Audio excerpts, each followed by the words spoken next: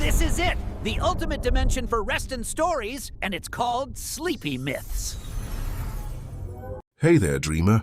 Welcome to Sleepy Myths, a place for stories that hum like lullabies and think like galaxies. If you're listening under warm light or tucked into your favorite corner of the night, hit that little like, and if you haven't yet, subscribe, and not for me, but for every tired heart that needs a calm story before sleep.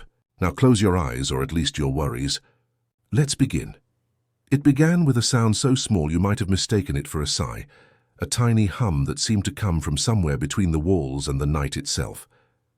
Morty heard it before he saw the light. A faint blue shimmer spilled out from under Rick's lab door, pulsing like a heartbeat trying not to wake anyone. Before we go on, take a breath. Feel the weight of your blanket. Let the world outside quiet down for a while. This story isn't about explosions or adventures. It's about the things we remember when the noise fades away, the soft spaces between stars. Morty had been wandering the hallway again. Not because he was brave, but because the quiet of the house after midnight always felt alive, like it was breathing with him. Rick's lab door was half open, glowing faintly, and curiosity, that soft, trembling kind, tugged him closer. He pushed the door a little wider and found the lab darker than usual, filled with slow-moving shadows of things that weren't supposed to move. The hum came from a drawer, the one Rick always kept locked. But tonight it was open just a crack. Inside lay something small, fragile, and impossibly bright, a broken star. It wasn't big, maybe the size of a marble, but light spilled from its cracks like liquid, gentle and silver. It flickered, struggling to stay alive, as if the whole sky had been pressed into a tiny heartbeat.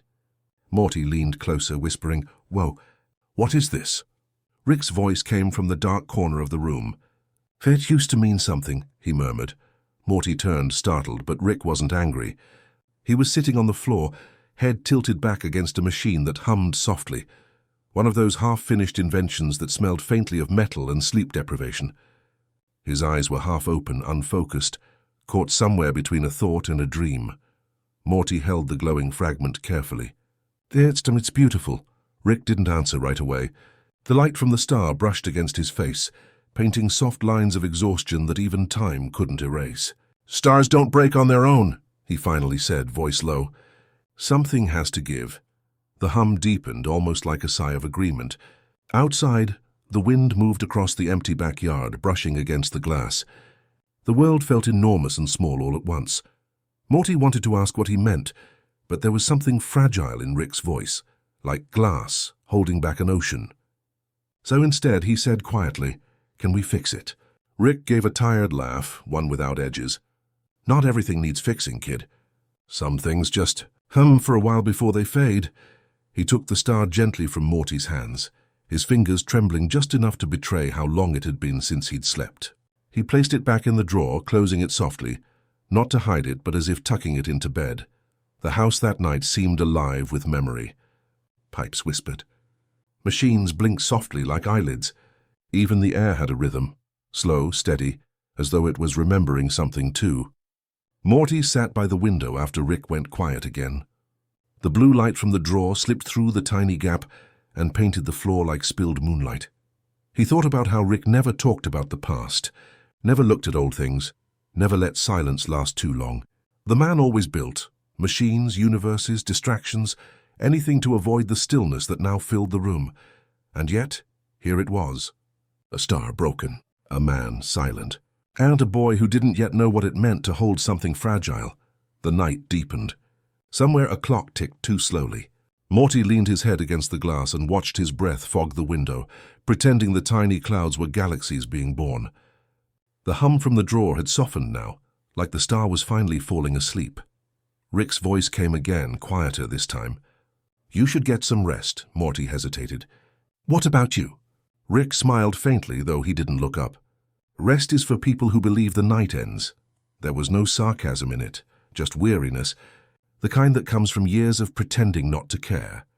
Morty stayed for a little while longer, listening to the faint sounds of Rick tinkering, not building anything new, just rearranging small pieces on his desk, as if organizing his own thoughts. Every so often, he would glance at the closed drawer and his hand would hover above it before pulling away. When Morty finally left, the hallway felt colder, but somehow softer too. The house's hum followed him upstairs, that same quiet rhythm of breathing and remembering. He climbed into bed and looked out the window. Somewhere far beyond, stars shone sharp and endless, but one of them, maybe, was missing a piece. And maybe, Morty thought, that missing piece was right downstairs, glowing faintly in a drawer that hummed like a lullaby. Sometime before dawn, Rick fell asleep in his chair.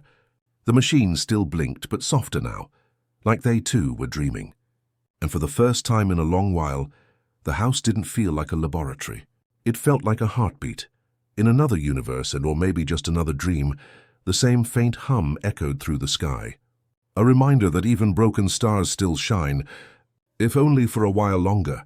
And if you listen closely enough, sometimes the quietest things, a sigh, a hum, a whisper, are just the universe remembering you back. The nights in Rick's house always began the same way, with the hum of machines that never slept, and the soft clink of glass where starlight got caught. The sound didn't frighten Morty anymore. It was part of the rhythm of home, a lullaby for a restless mind. Rick never said goodnight. He didn't have to. His voice existed in the soft crackle of the lab's lights, in the faint smell of ozone and coffee that drifted upstairs. It was as though the house itself spoke for him, whispering that he was still awake, still building, still chasing something only he could see. Morty sometimes wondered what his grandfather was chasing. Maybe it wasn't knowledge or adventure. Maybe it was something quieter, like sleep. He had seen Rick doze off only twice. Once on the couch with a half-empty bottle beside him, muttering equations like lullabies, and once much earlier, when Morty was little, in a half-built machine that hummed like a heartbeat. Rick had fallen asleep mid-design, pencil still in hand, as if the act of creation itself had exhausted him. Now, years later, that softness was gone. Rick's eyes never closed. His laughter had sharp edges. The light in his lab pulsed too fast to be natural, too alive to rest. Tonight was no different. Morty found him leaning over a holographic blueprint, not of a portal or ship, but of something smaller, sadder. A pillow-shaped schematic, marked with the words "Dream Filter." "What's that?" Morty asked softly, not wanting to startle him. Rick didn't look up. "A mistake I keep fixing," he said. The words hung in the air like dust. Morty stepped closer, watching the faint blue lines on the screen shimmer and fade. "You mean it's broken?" Rick gave a quiet laugh, one that didn't sound happy. "Everything I build works, Morty, that's the problem. It always works, until it doesn't matter anymore." There was no bitterness in his tone, only fatigue, the kind that comes from remembering every dream you've ever given up on. Morty sat beside him, legs swinging off the workbench. "Why don't you ever sleep?" he asked. Rick tapped his temple. "Because I already know what dreams are, kid. Just data dressed up in hope." But his eyes betrayed him. They looked older than his voice. Behind the sarcasm, there was a small, unguarded truth, a longing for something beyond invention. The dream filter flickered. A faint hum filled the air, and suddenly the room shimmered, not with light but with memory. Morty gasped. Around them, shadows began to move, bending into shapes of half-remembered things. A small child's laughter, the sound of a woman singing softly, the smell of warm bread in a kitchen far away. The room wasn't transforming. It was remembering. "Whoa. Are these your dreams?" Morty whispered. Rick didn't answer. His hand hovered over the machine, as if deciding whether to stop it or let it play. A soft image appeared before them, a younger Rick sitting by a window, holding a tiny baby wrapped in a yellow blanket. He wasn't talking, just staring out into the night, humming quietly. Morty didn't know what surprised him more, the tenderness of it, or the fact that the man in front of him looked peaceful. Rick exhaled slowly. "That was Beth," he said, almost inaudible. "She used to fall asleep only if I hummed the same song 3 times. Always 3. I haven't heard that tune in decades." The machine dimmed. Silence filled the room like fog. Morty wanted to speak, to say something comforting, but the stillness felt sacred, like a dream you're afraid to wake from. So he stayed quiet, letting the silence do the talking. Rick finally turned off the dream filter. That's enough nostalgia for one night. But Morty noticed how his fingers lingered on the switch, not to adjust it, but to feel it, like one might touch an old photograph. Outside, dawn was beginning to stretch across the windows, faint and grey, hesitant. The world was waking, but Rick's lab remained suspended between night and morning. Morty stood and looked at his grandfather's face, tired and lined, the kind of face that had forgotten how to rest. "You know," he said gently, "most people dream to escape. Maybe you stopped because you never needed to." Rick gave a small, almost invisible smile. "Maybe, kid. Or maybe I stopped because dreams don't last. And I got tired of watching them end." The hum of machines deepened again, a soft mechanical heartbeat. The dream filter flickered once more, this time without Rick's touch. For a brief second, the same image reappeared. The younger Rick, the baby in his arms, the humming song that once calmed the universe. Then it faded completely. Rick didn't look surprised. He just sighed, rubbing his temples. "Guess it's still running on old code," Morty said. "Maybe that's not a bad thing." Rick didn't respond, but his gaze lingered on the empty space where the memory had been. The morning light slid across the lab floor, touching everything softly, the tools, the glass jars, even the broken star still faintly glowing in the drawer. Rick squinted at it and muttered, "Can't believe that thing's still holding on." Morty smiled faintly. "Guess it's stubborn." "Like someone I know." Rick smirked but didn't deny it. The silence that followed wasn't awkward. It was gentle, almost companionable. Two people who didn't need to fix the night. Just let it be what it was. As the first full beam of sunlight crept through the window, the hum of the machines softened to a low purr. Rick leaned back in his chair, eyes half closing for the first time in days. He didn't fall asleep, not really. But the edges of his thoughts blurred, and for one soft, fleeting moment he looked like someone who might. Morty didn't move. He just sat there quietly, watching the light shift across the room, watching as the night finally loosened its grip on Rick's shoulders. The dream filter dimmed. The house exhaled, and somewhere between the hum of the machines and the sigh of the morning, Morty thought he heard it, that same lullaby from the memory, soft and half-forgotten, threading through the air like starlight trying to find its way home. Morty had always thought Rick's lab was infinite.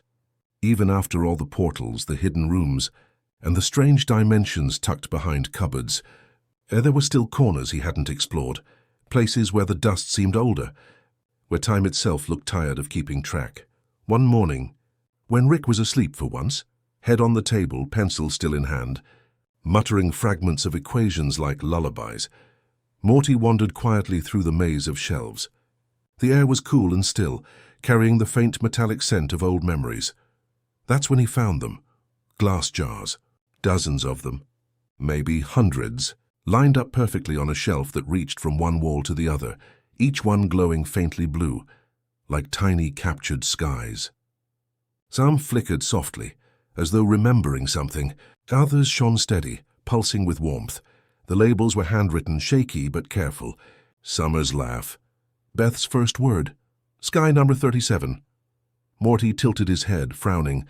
He touched one gently, the one labeled Summer's laugh.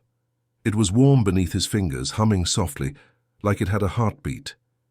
When he lifted it, the faintest sound escaped the glass, a giggle airy and light, echoing like a ghost of sunlight. He almost dropped it in surprise. Then he smiled. It sounded like his mum when she was happy, really happy, in that rare way that made rooms brighter. "Whoa," Morty whispered. "What is this?" He picked up another jar, Beth's first word. The glow inside was softer, gentler. When he unscrewed the lid, a small sound drifted out, a child's uncertain voice saying something like light. Then it faded, leaving behind the faint smell of apples and early mornings. Morty stood still for a long moment, jar in hand, heart strangely full. He had never thought of Rick as someone who kept things.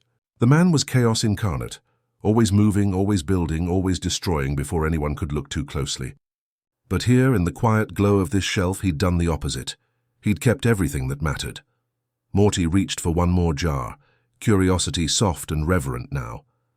This one read simply, Sky Butzure 37. When he lifted it, it was heavier than the others. Inside, faint clouds swirled in a pale blue haze. When he opened it, the scent of rain drifted out, followed by a soft breeze that brushed his hair. It didn't make sense, but it didn't need to. The air shimmered faintly around him, For just a second he felt like he was standing under an endless sky, one that belonged to no world, no time, only memory. Behind him, a quiet voice said, "Those aren't toys, kid." Morty turned quickly. Rick stood in the doorway, his lab coat unbuttoned, eyes half open from sleep. His voice wasn't angry, more like a sigh that had been waiting a long time to be spoken. Morty set the jar down carefully. "Sorry, I didn't know you kept these." Rick walked closer, running a hand along the shelves as if greeting old ghosts. "They're not keepsakes," he said softly. "They're calibrations. Every sound, every color, memories I couldn't afford to lose while I was trying to build." Morty frowned. "Build what?" Rick gave a small shrug. "Doesn't matter. The point is, those are just echoes. Nothing real left in them." But Morty noticed the way his grandfather's fingers lingered on Beth's first word, "3." Way his thumb traced the edge of the label, as if it still meant something. "Do you ever open them?" Morty asked. Rick's eyes flicked toward him, sharp, thoughtful, then soft again. "Once in a while," he admitted. "When the noise in my head gets too loud." He picked up one jar, one Morty hadn't seen before. It was small, nearly empty, labeled only Untitled. Inside, the glow was faint, fading in and out like a candle trying not to die. Rick turned it slowly in his hand. "This one's supposed to hold the sound of peace," he said with a half-smile that wasn't really a smile. "Never managed to capture it." Morty looked at him, really looked. The tired shoulders, the faint slump, the way his voice softened when he wasn't trying to hide behind jokes. "You ever think maybe peace isn't something you catch in a jar?" Rick let out a breath that sounded like a laugh and a sigh at once. "You're starting to sound like your mom." "I'll take that as a compliment." They stood there for a while, just the two of them, surrounded by the quiet glow of bottled memories. The light shifted with each breath, reflecting on their faces in soft blues and silvers. Morty reached out and gently tapped Sky Drama 37. "Why this one?" Rick's voice dropped to a murmur. "That was the first sky I ever built. Thought I could make a better one. Turns out the universe already knew what it was doing." He said it so simply, so humbly, that Morty didn't know what to say. There was no sarcasm, no irony, just truth. They sat on the floor, backs against the cold metal shelf. For a while neither spoke. Morty watched the faint glow from the jars shimmer across the lab, hundreds of little lights breathing softly in the dark. After a long time, Morty whispered, "Grandpa, do you think people can keep moments the way you keep these?" Rick's eyes stayed on the jars. "Maybe not in glass," he said. "But yeah, in their heads. In the quiet parts. That's where the real ones live." The room seemed to nod in agreement, the hum of machines softer now, like it understood. Outside, morning began to creep across the blinds, the light thin and blue. It touched the jars one by one, making them shimmer like tiny dawns. Rick closed his eyes for a moment, letting the light rest on his face. "You can keep one," he said suddenly. "Just one. Pick it." Morty's eyes widened. "Really?" Rick nodded. "But don't open it. Not unless you need to." Morty looked carefully along the shelf. After a long moment, he chose Summer's laugh, the one that had sounded like his mom. He held it close, the glow reflecting faintly against his chest. Rick turned away, pretending to adjust a nearby circuit, but Morty saw the small smile tugging at the edge of his mouth. As the lab lights dimmed and the house settled into its morning silence, Morty whispered, "Thanks." "Grandpa," Rick just grunted. "Don't drop it." Genius. But when Morty left the lab, the hum of machines shifted ever so slightly, slower, calmer, almost like breathing. And for a fleeting moment, Rick's reflection in the glass looked younger, not in face, but in spirit, as if one of the jars had finally given something back. The night before had been a mess of blue sparks and broken glass. Rick's lab still smelled faintly of ozone and burnt metal, that kind of sharp electric scent that hung in the air long after an idea had died. Morty had fallen asleep on the couch again, his blanket pulled halfway off, the hum of Rick's machines whispering somewhere in the walls like restless ghosts.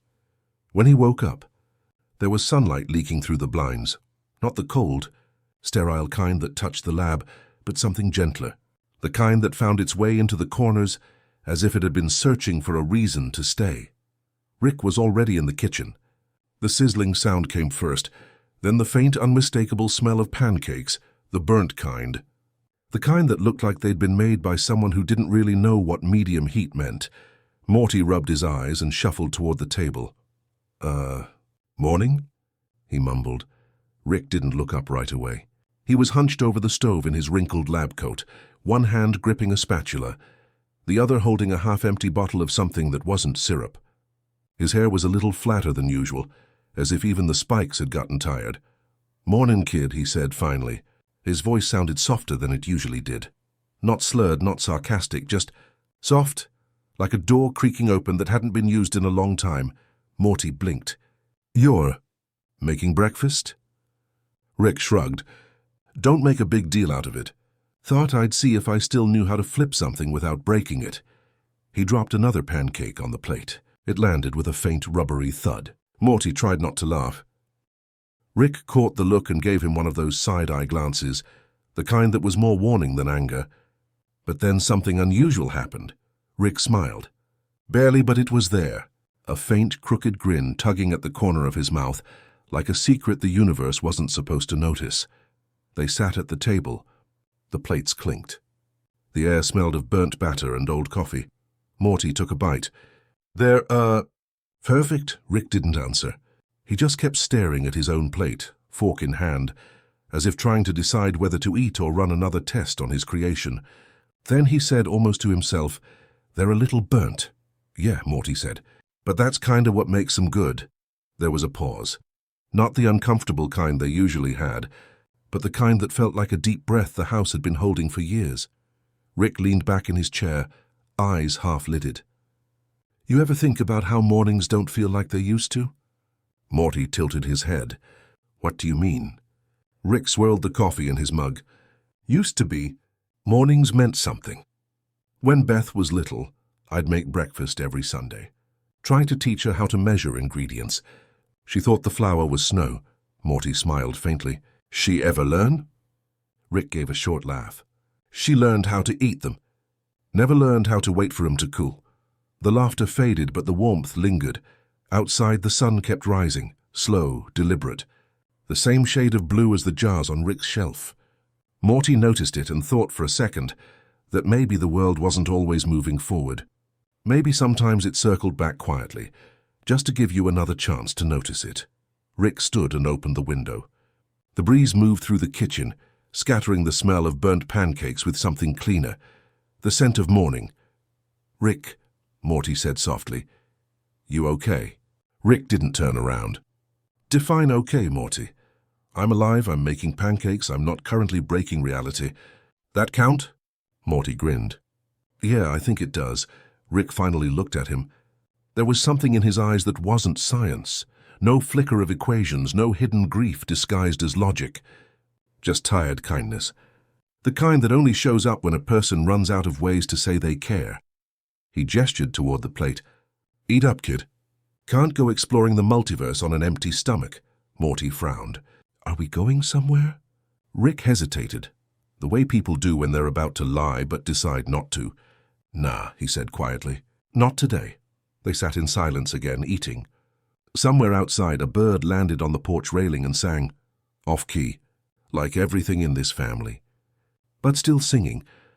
Morty thought about the jars again, the ones labeled Sky Nutcher 37 and Summer's Laugh. He wondered if Rick would ever make one called The Morning He Spoke Kindly. When they finished, Rick started cleaning up. No portals, no gadgets, just soap, water, and the slow rhythm of dishes being set to dry. Morty helped. Neither of them spoke, but something shifted, like gravity had changed direction, pulling them gently toward each other instead of away. When the kitchen was quiet again, Rick poured the last of his coffee and leaned against the counter. "You know," he said, eyes still on the window, "it's weird." "What is?" Rick scratched his chin. "How something as stupid as pancakes can make a morning feel like it used to." Morty smiled. "Maybe that's what they're for." Rick didn't respond. But a few seconds later, he reached into his coat pocket and pulled out something small, a silver button, tarnished and half-melted. He turned it in his fingers before setting it on the table. "Used to be part of a project," he said. "Didn't work out." "Most of them don't." Morty reached out, brushing the surface of the button. What was it supposed to do? Rick's lips curved faintly. Fix things. Morty looked up at him. And now? Rick shrugged. Now it's just quiet. The morning light deepened, spreading across the floorboards like spilled memory. The button glimmered softly, a tiny echo of something that had once mattered. Rick poured himself another cup of coffee, and Morty took another bite of the pancake even though it was cold. Outside, the wind whispered through the trees, a slow, forgiving sound. And in that moment, for the first time in a long while, the house didn't hum with machines or regret. It just breathed. It began with a hum. Not the kind that comes from wires or circuits, but a softer one, like a whisper tucked inside a sigh. Morty found it one night when the house was half asleep, its shadows stretching like long memories. Rick was in the lab again, shoulders slumped, surrounded by faint blue light. The air smelled like static and rain, that quiet scent of something about to be remembered. On the workbench sat something new, a small, round machine no bigger than a dinner plate, gleaming faintly under the lamps. Tiny glass threads ran through it like veins, pulsing with slow blue light. Morty yawned. What's that one do, Rick? Gonna blow up the moon again or something? Rick didn't look up. He was adjusting something inside the machine with trembling hands, careful, almost reverent. Nah, Morty, he murmured.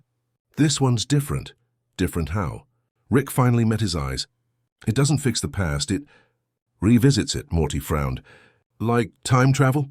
Rick shook his head. Worse, memory travel. He tapped the glass dome gently. You don't go back to change anything, you just relive it, quietly. The machine gave a low, rhythmic pulse, like a heartbeat. Morty stepped closer, squinting at the dials and labels. Most were scribbled in Rick's handwriting: joy index, echo control, temporal stillness. There was even one labeled, please don't touch this, Morty, so it lets you see memories? Rick sighed, sitting down on a stool that creaked under the weight of him. Not see, feel. The small ones, the ones you never noticed, were alive until they were gone. Morty hesitated. Why'd you build it? Rick didn't answer at first. His hands fiddled with a switch, eyes fixed on the hum of light inside the dome. Because sometimes, he said slowly, the quiet moments are louder than the big ones. And I got tired of not listening. Morty didn't know what that meant, not really, but he felt it. Like something heavy had shifted in the room. Wanna try it? Rick asked. Morty blinked. Wait, me? I don't want to mess up your... Rick waved a hand. You can't mess this up. You just close your eyes and... Remember, the boy sat. The machine gave off a low vibration, warm, rhythmic, almost soothing. Rick placed 2 silver pads gently against Morty's temples. Pick something simple, Rick said. Something small. Not trauma, not guilt, just a sound, a color, a smell. Morty took a deep breath. Okay, I'm thinking about is summer. That one morning when everything was quiet and Mom was watering the plants and you were... He paused. You were asleep on the porch. I thought you were dead. Rick chuckled softly. Great start, Morty. No, I mean, then you woke up and you said, mornings are overrated, and then you went back to sleep. I don't know why, but it was funny. Rick's hand hovered over the switch. His voice dropped to a whisper. Hold on to that. Let's see if the machine does its job. He flipped the switch. The lab light dimmed, replaced by a faint blue haze. Morty felt his body relax, as if something invisible had lifted the air around him. Then silence. Not empty silence, but the kind that feels full. He was standing in the memory. The sunlight looked the same as it did back then. Warm, dusty, soft. The air smelled like wet soil and cheap coffee. He could hear his mum humming somewhere, a slow, comforting rhythm. And there was Rick, asleep on the porch, head tilted back, mouth half open, a screwdriver resting on his chest. It was all so ordinary. So achingly simple. Morty stepped closer, afraid to breathe too loud in case the scene disappeared. He looked at Rick, younger maybe, or just less tired. The wrinkles on his face hadn't yet turned into regrets. The sky shimmered above them, glowing the same faint blue as the jars on the shelf. Morty whispered, You look peaceful. And for a moment he swore he saw Rick's sleeping form smile, not the crooked, sarcastic grin he wore in real life, but a soft one, like he'd found a corner of the universe that didn't need fixing. Then it all began to fade. The sky unraveled. The sounds melted into a low hum. Morty blinked and he was back in the lab. The blue light dimmed, the glass thread stilled, and Rick sat across from him studying his face. "Well?" Rick asked. Morty swallowed. "It felt real." Rick nodded slowly. "It was. Why did it end?" Rick leaned back, his chair squeaking. "Because that's the deal, Morty. You don't get to stay in a moment forever. You just visit, say thank you, and go." Morty looked at the machine again. "What about you? You ever use it?" Rick didn't answer right away. His eyes drifted toward the far wall, the one lined with jars and blueprints and half-finished dreams. "Once," he said finally. "Didn't go well. What happened?" Rick exhaled long and low. "I picked the wrong memory. Tried to relive the day Beth left for college. Thought I'd be proud again. Instead, I just felt noise." "Noise?" "Yeah," Rick said. "The sound of everything I didn't say." Morty didn't know what to say to that. The machine still glowed faintly as if holding its breath. Rick finally stood up, rubbing his eyes. "Go get some sleep, Morty. Machines like this, they don't fix things. They just remind you that not everything broken needs to be." Morty hesitated. "Can I use it again sometime?" Rick nodded. "Sure, just don't get addicted." Reality still got better lighting. He turned away, starting to scribble something on a notepad. Numbers, equations, maybe distractions. But when Morty left the room, Rick reached out and touched the dream machine once more. For a second, the blue light flickered, and inside... If anyone had been watching, they would have seen a faint image bloom across the glass. A woman laughing. Her baby in her arms. A younger man, Rick, sitting beside them, smiling like he didn't know yet how to be afraid of time. Rick didn't start the machine again. He just stood there, eyes reflecting that soft, fading blue. The hum grew quieter. The air felt still. And somewhere between sleep and memory, the universe exhaled. The garage smelled like dust and memory. Rick had been quieter lately, not the usual kind of quiet, where his silence carried sarcasm or exhaustion, but a different one, like he was listening to something the rest of the world couldn't hear. The dream machine sat unplugged on a side table, its blue glow dimmed as if resting. Morty came in with a flashlight and a snack he wouldn't admit was for both of them.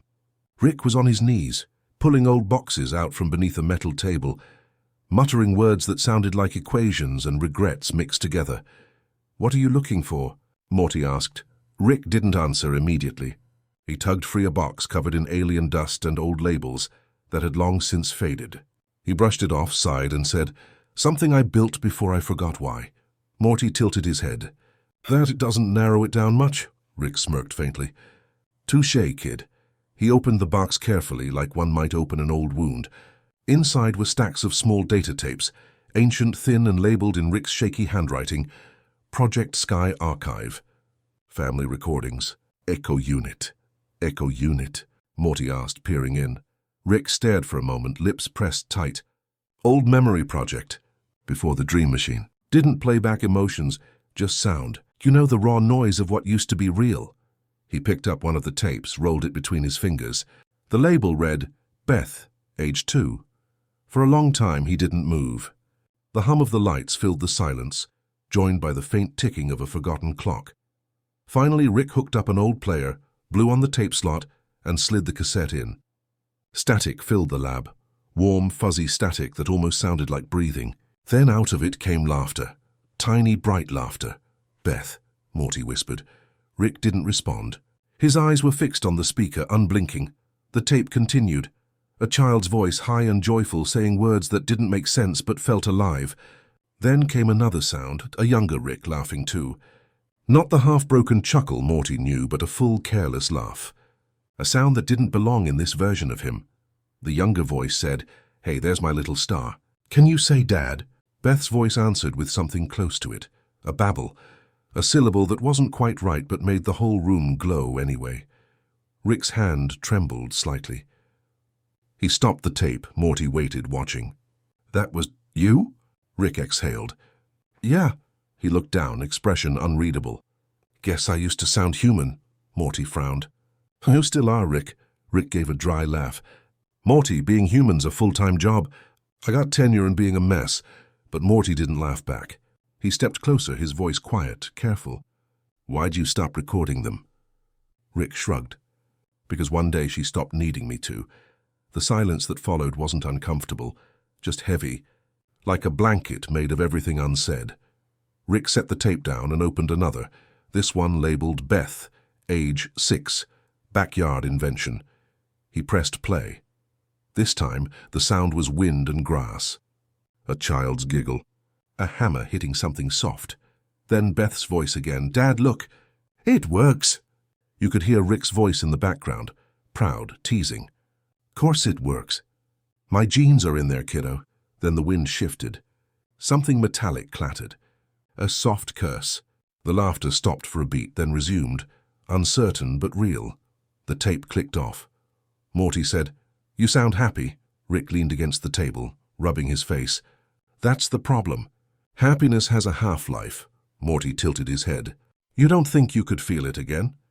Rick's eyes flicked to the dusty jars on the shelf. Beth's first word, Summer's laugh, Skylar 37. His voice softened. "I think sometimes the past just echoes, doesn't repeat, doesn't fix, just hums somewhere in the distance." Morty crossed his arms. "Maybe that's enough. I mean, maybe echoes are how things keep living." Rick didn't answer. He stared at the player, then at the box of tapes. Quietly, he said, "Morty, hand me that screwdriver." Morty obeyed. Rick opened the player again, pulling at the inner wiring. "What are you doing?" "Upgrading it," Rick murmured. "If the past wants to hum, maybe it should hum in color." He worked for hours. Morty watched, occasionally passing him tools or just sitting there, tracing his fingers along the dusty table. When Rick finally switched it back on, the room filled not with static, but with light, soft golden light, flickering like sunlight through leaves. And within it faint figures, not clear, not solid, but enough to see movement. Enough to feel presence. Beth, age 6, running in the grass, waving a tiny mechanical butterfly that flapped too loudly. Rick, younger, chasing after her, pretending to be out of breath. Morty stared, transfixed. "Rick, that's beautiful." Rick smiled faintly, though his eyes were far away. "There's just data, Morty, it's nothing." But the word nothing didn't sound like it used to when he said it. It sounded softer, less sure. The images shimmered and began to fade. Rick powered down the device. Morty broke the silence first. "You know, you could keep them on. Just for a while." Rick shook his head. "No, they're not meant to live in playback." "Then why build it?" Rick looked at him for a long moment. "Because forgetting isn't the same as healing. Sometimes you need to remember what the good sounded like, just to know it was real." Morty nodded. He didn't have a clever response. Just that quiet ache of understanding that settles in the heart when you realize love isn't gone, just quieter now. Rick packed the tapes away again, sealing the box carefully. "Come on, kid. Let's get some air." The lab's starting to smell like nostalgia and bad decisions. They stepped outside. The night air was cool, brushing softly against their faces. Somewhere far above, the stars hummed their old steady tune. Rick lit a cigarette but didn't smoke it. He just held it, letting the ember glow faintly, like a tiny distant sun. "Morty," he said quietly, "if I ever start forgetting again, remind me I used to laugh like that, okay?" Morty smiled faintly. "Yeah, I will." Rick gave a small nod, then looked up at the sky.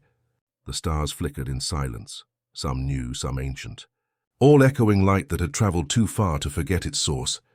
And as the smoke curled upward, dissolving into the stillness, it almost sounded like someone, somewhere, was still laughing. The portal opened into silence. Not the cold, empty kind of silence that follows destruction, but a living stillness like a held breath. The air shimmered in soft twilight tones, violet and blue, as if the planet itself was exhaling dreams instead of wind. Morty stepped out first.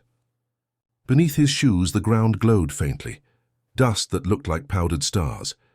He looked around in quiet awe. "Rick, where are we?" Rick adjusted his portal gun, not looking up. "Nowhere important.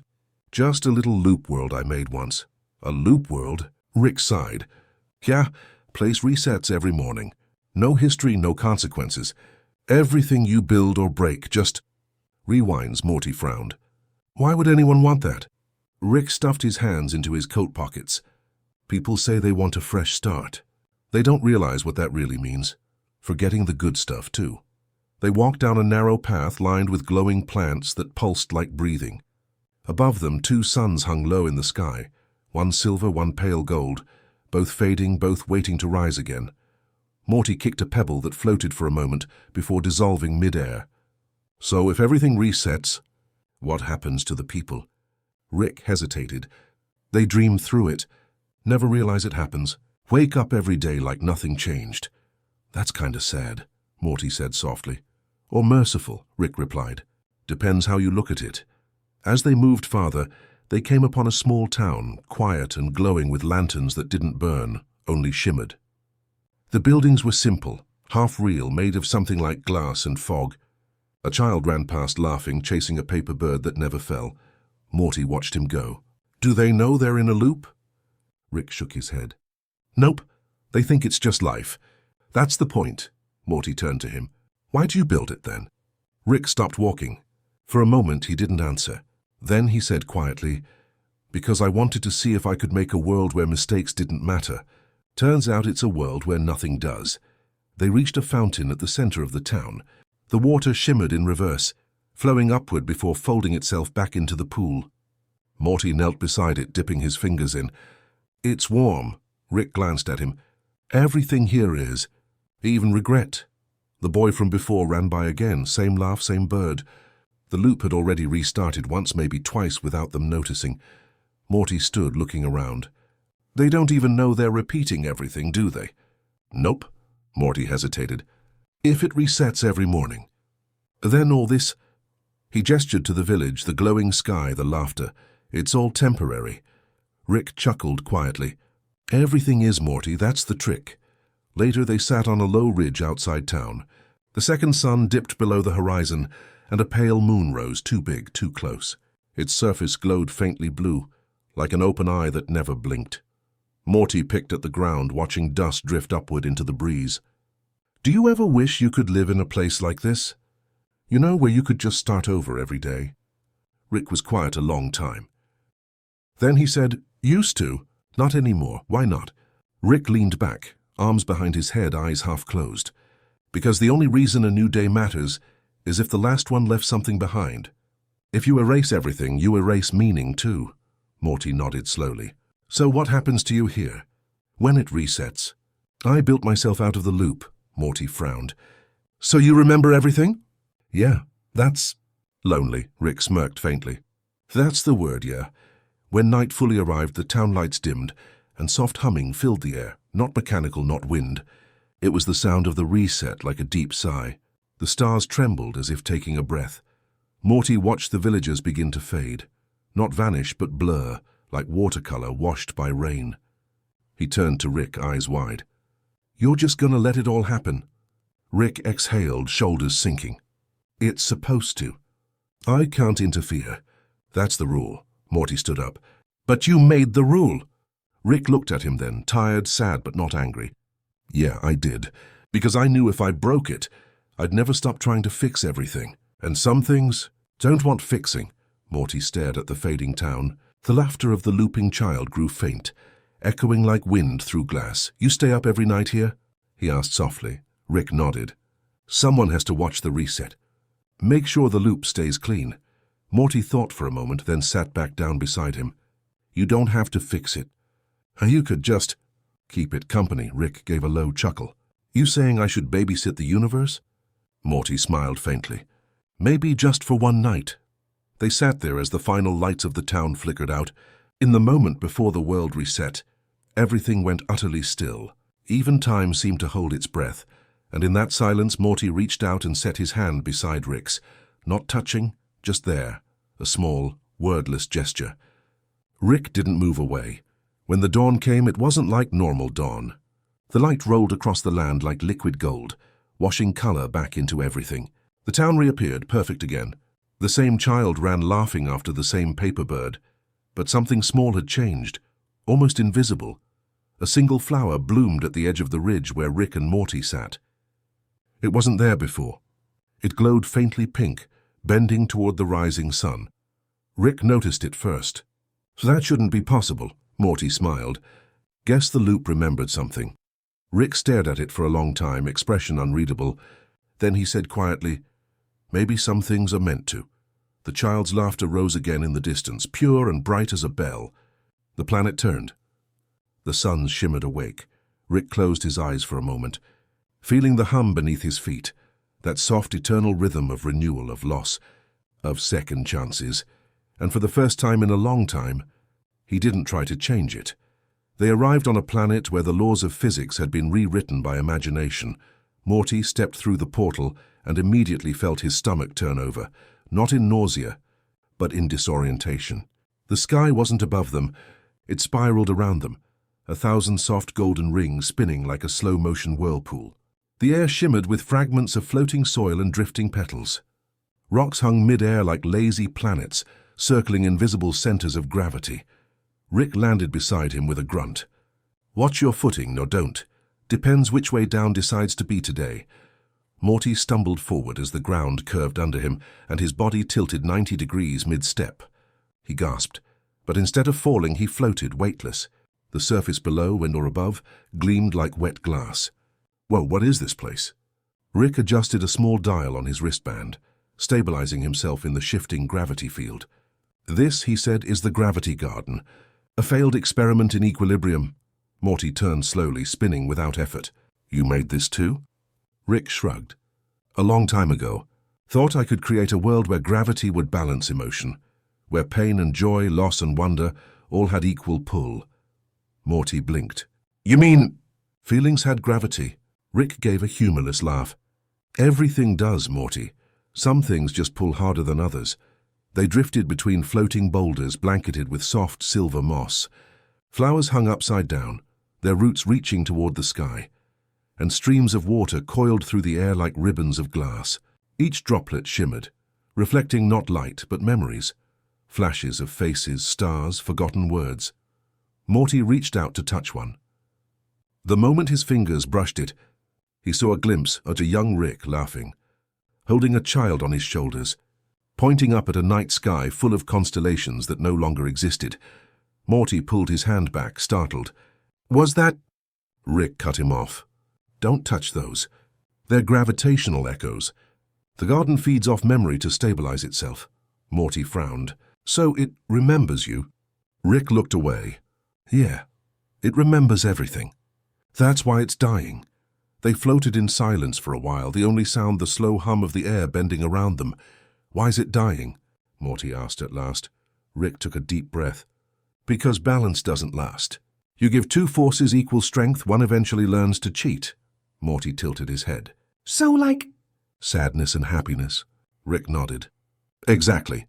You can't have one without the other, but one always ends up heavier." They landed, or rather aligned, on a massive root bridge stretching between two floating cliffs. Below them was nothing, yet it shimmered like water. Morty knelt and peered into the void. He saw reflections of himself, dozens, maybe hundreds, each living slightly different lives. In one reflection he was older, smiling. In another he was alone, staring at a broken portal gun. In another he was just gone. Morty swallowed hard. "Are those—" "Timelines." Rick crouched beside him. "Gravitational projections of probability. The garden guesses at what could have been." Morty stared, transfixed. "They all look like me," Rick said quietly. "Every version of you carries different weight. Some heavier, some lighter. The garden's just showing you the pull of every choice you've ever made." Morty looked down at one reflection, the smiling version, standing in sunlight, surrounded by people he couldn't quite see. "That one feels—" "Peaceful." Rick followed his gaze. "That one's what happens if you stop trying to fix everything you can't control." Morty looked up. "And the others?" Rick hesitated. "Those are what happen when you can't stop." They walked farther, though walking felt wrong here. It was more like swimming through invisible tides of air. The landscape shifted softly around them, rearranging itself in response to thought. Trees floated by in slow orbit, their roots wrapped around glowing stones. Tiny creatures like feathered fireflies hummed between them, their wings scattering sparks of starlight. Morty whispered, "Fair's beautiful." Rick muttered, "Beauty's just gravity for the eyes." They reached the garden's heart, a vast sphere of light, suspended in an impossible center where every direction was both up and down. Inside the sphere floated thousands of tiny orbs, each one pulsing faintly like a heartbeat. Morty drifted closer. "What are those?" Rick's voice softened. "Regrets," Morty froze. "You mean yours?" Rick exhaled, mostly. "The garden feeds on emotion. I built it using fragments of my own. Figured I'd use my regrets as anchors for balance. Thought if I distributed the weight evenly, maybe I'd finally feel lighter." Morty turned to him. "Did it work?" Rick's eyes flicked to the glowing orbs. For a while, one of the orbs flickered violently, then dimmed. A chain reaction rippled outward. A few more went dark and the sphere trembled. The garden groaned softly, a sound like wind through broken glass. Morty's voice wavered. "What's happening?" Rick tapped his wristband, stabilizing the field. "It's collapsing. The equilibrium's decaying. The positive anchors are fading faster than the negative ones. Joy loses mass quicker than pain." Morty looked horrified. "You mean sadness is winning?" Rick didn't answer. He just stared at the fading light. Without thinking, Morty grabbed one of the small orbs as it drifted past. It burned faintly in his palm, not hot but heavy, filled with aching warmth. Inside he saw something, the image of himself and Rick laughing together in the garage covered in grease mid-adventure. A moment that had already passed but still lived somewhere in memory. "Rick," Morty whispered, "you can't just let this all fade. He remembers the good stuff too." Rick looked up, startled. Morty held the orb close to his chest. "You said balance doesn't last, right? Maybe it's not supposed to. Maybe the point is to keep trying anyway." Rick stared at him, then at the glowing sphere that was now trembling, collapsing inward. With a long sigh, he raised his wristband and redirected its energy field. The garden began to shimmer again, light bleeding back into its dying heart. The orbs stabilized one by one. When it was done, Rick looked drained. "Their temporary fix again," Morty smiled faintly. "So that's still something." Rick gave a dry chuckle. "You're getting too philosophical for your own good, kid." Morty floated beside him, looking at the luminous sphere that pulsed like a steady, fragile heartbeat. "Maybe that's the point, though. To keep the gravity from pulling too hard in one direction." Rick didn't reply. He just looked out at the glowing horizon, where sky and sea and stars blended into one endless curve. After a while, he said quietly, "Maybe balance isn't about even weight. Maybe it's about learning to float with it." The garden hummed softly, its lights steady again. For now it held. Rick and Morty drifted there in the silent air, surrounded by gravity that felt more like forgiveness than force. And somewhere far above, or below, the sky folded in gentle arcs, holding them both in its endless, patient pull.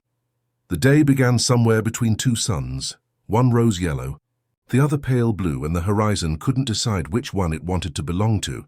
Their ship hovered quietly in that liminal glow, parked above a planet that was half dawn, half dusk. Morty sat cross-legged on the hull, staring down at the clouds that looked like old paper, frayed and thin at the edges. Rick was working nearby, dismantling a small, humming cube. Sparks occasionally flickered, brief and unbothered. He hadn't spoken in an hour. Morty finally said softly, "Hey, Rick." Rick grunted, not looking up. "Can I ask you something?" Rick's eyes stayed on the cube. "You're gonna anyway," Morty hesitated. "Why do you keep saving the universe if you don't even believe in it?" The question hung in the air like smoke. The hum of the ship dimmed, as if even the machinery wanted to listen. Rick's hands froze mid-movement. He didn't sigh, didn't scoff, just stayed still. Morty watched him closely. "You always say everything's meaningless, that people are just chemicals pretending to care. But every time something goes wrong, you're the first one to fix it. You always go back for people, even strangers." Rick set down his tools with deliberate slowness. "That's not belief, Morty, that's maintenance." Morty frowned. "What do you mean?" Rick leaned back against the ship's metal, looking up at the mismatched suns. His face softened in the strange light. "You ever fix something just because it was there? Like a squeaky hinge or a toy that won't stop blinking? You don't do it because it matters. You just do it because it's broken." Morty tilted his head. "But that's still caring, isn't it?" Rick gave a short laugh. "Caring's when you want it to work. Maintenance is just when you can't stand the noise." They sat quietly for a while. The blue sun dipped lower, painting Rick's face in silver shadows.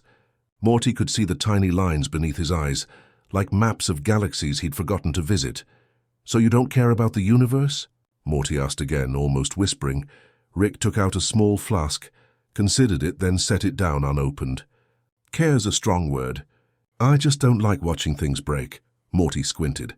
That sounds like the same thing. Rick smirked faintly. That's the problem with kids. You think everything that hurts has to mean something. Morty sighed. Maybe it does. Rick didn't respond. The two suns were drifting apart now, their light bending through the ship's metal like water through glass. Shadows shifted soft and slow. Morty leaned forward, voice quieter. When Mom talks about you, she always says you used to dream big. That you thought science could make the world better. Rick stared at the horizon. Dreams are just equations that don't balance yet. But you still fix things, Morty pressed. You still try. Rick's gaze flickered. I try because it's habit. The universe breaks, I fix. Then it breaks again. It's a conversation that never ends. Morty thought for a moment, then asked, and if it stopped talking? Rick looked at him sharply. Morty continued, if the universe just stopped needing you, if everything stayed working, what would you do then? Rick's lips twitched, almost like a smile, but it didn't reach his eyes. That's the thing, Morty. If it didn't need fixing, I'd have to look at myself. And that's a mess I can't patch with a wrench. A long silence followed.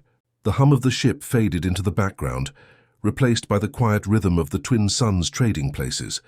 Morty studied Rick, the slump of his shoulders, the faint oil stains on his fingers, the weariness that clung to him like gravity. You know, Morty said softly, sometimes you sound like you're scared to stop. Rick chuckled, but it came out hollow. Of course I'm scared to stop. Stillness is just time catching up. Morty looked down at his hands. Maybe that's not such a bad thing. Rick shook his head. You don't understand yet. When you've seen enough universes collapse, stillness feels like the last warning before another one does. Morty nodded slowly. So, you keep moving so you don't have to feel it? Rick's gaze drifted toward the horizon again. Maybe. Or maybe movement's the only way I can feel. He stood and adjusted a few switches on the ship's panel. The engines hummed softly back to life. Where are we going? Morty asked. Rick's voice was steady but quiet. Doesn't matter. Somewhere not broken yet. They descended toward the planet below, a muted landscape of glass fields and quiet rivers. The ship landed beside a stream that ran backward, water climbing toward its source. The air smelled faintly of rust and rain. Morty knelt beside the river, dipping his fingers into the current. It pulled upward, cold and smooth, defying direction. He watched as it carried tiny silver leaves upstream, vanishing into a mist that glowed with its own soft light. Even the rivers here don't make sense, he said. Rick crouched beside him. It's called the reversal belt. Everything here forgets where it's supposed to go. Morty stared at the flowing water. Then how does it end? Rick picked up a small rock, tossed it into the river. It floated upward, turning slowly. It doesn't. It just keeps trying to remember. Morty was quiet for a long time. Then he said, almost to himself, maybe that's what you're doing too. Rick raised an eyebrow. What's that supposed to mean?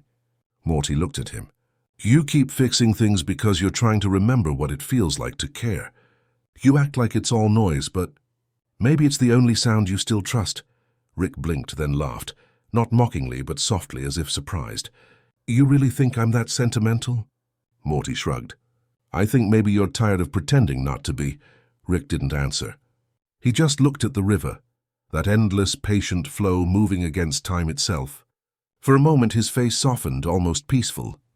You might be right, Morty, he said finally. But don't tell anyone. It'll ruin my reputation. Morty smiled. Promise. They sat together by the backward river as twilight folded the world in half memory, half dream. The blue sun dipped completely below the horizon, and the yellow one hung low, casting a warm, exhausted light. Rick reached into his coat and pulled out a small metallic orb. With a quiet click, he activated it. A faint holographic glow appeared above his hand, an image of a young Beth drawing stars on a wall, laughter frozen mid-motion. Morty looked at it with wonder. You kept that? Rick nodded. That's the only thing I never tried to fix. The hologram flickered once, then stabilized, gentle as breath. They stayed like that. Two figures by an impossible river, the past glowing faintly between them. Somewhere in the distance, the ship's engines purred softly, waiting. But for once, Rick didn't rush to move. He just let the sound of the water fill the space where words didn't need to live. And above them, Both suns rested in quiet agreement, one fading, one waiting to rise again. The night began with a hum that felt like hesitation. Somewhere deep inside Rick's lab, metal breathed like a living thing. Blue light flickered through glass tubes, soft and rhythmic, like the pulse of a tired heart. Morty sat at the edge of the workbench, legs dangling, eyes fixed on a small silver clock that didn't seem to move. Its hands hovered just above the number 12, trembling but never falling. Rick muttered to himself as he soldered 2 wires together. Almost there. Don't touch that, Morty. Morty tilted his head. What is it this time?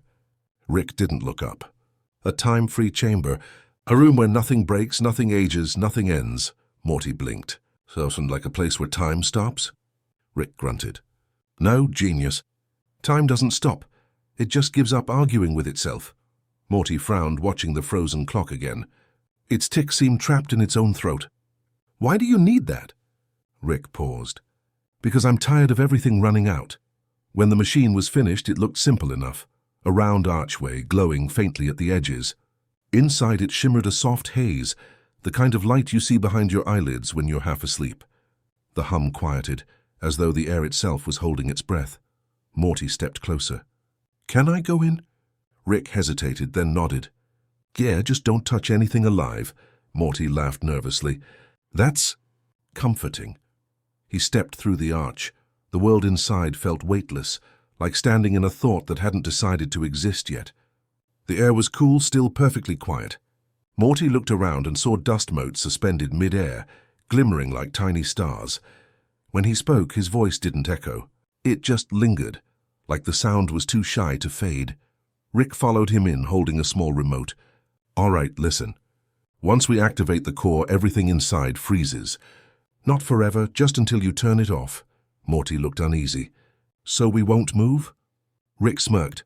Oh, you'll move. You just won't change. He pressed a button. The hum deepened, rich and low. Light rippled around them like gentle water. Then be silence. Absolute silence. Morty looked up. A droplet of oil hung mid-air, shimmering like glass. Even the faint buzz of Rick's portal gun disappeared. Rick? Morty whispered. Rick's expression softened. You feel that? No time, no decay, no endings. It's peace, Morty, pure and undisturbed. Morty frowned. It feels empty. Rick raised an eyebrow. Empty's just quiet without guilt. They stood there for a while, and maybe a second, maybe an eternity. It was impossible to tell. Then Morty laughed softly. It was small at first, uncertain, but it echoed strangely, bending around them until it sounded like 2 people laughing, then 3, then dozens, all of them their own. Rick looked startled. That's new. The laughter floated above them. Then something shimmered in the air, faint, translucent shapes of themselves, frozen mid-laughter. The echoes of joy hung suspended, caught in the stillness like photographs made of light. Morty's eyes widened. Rick, what is that? Rick looked around slowly, awe flickering through his expression. I think it's us.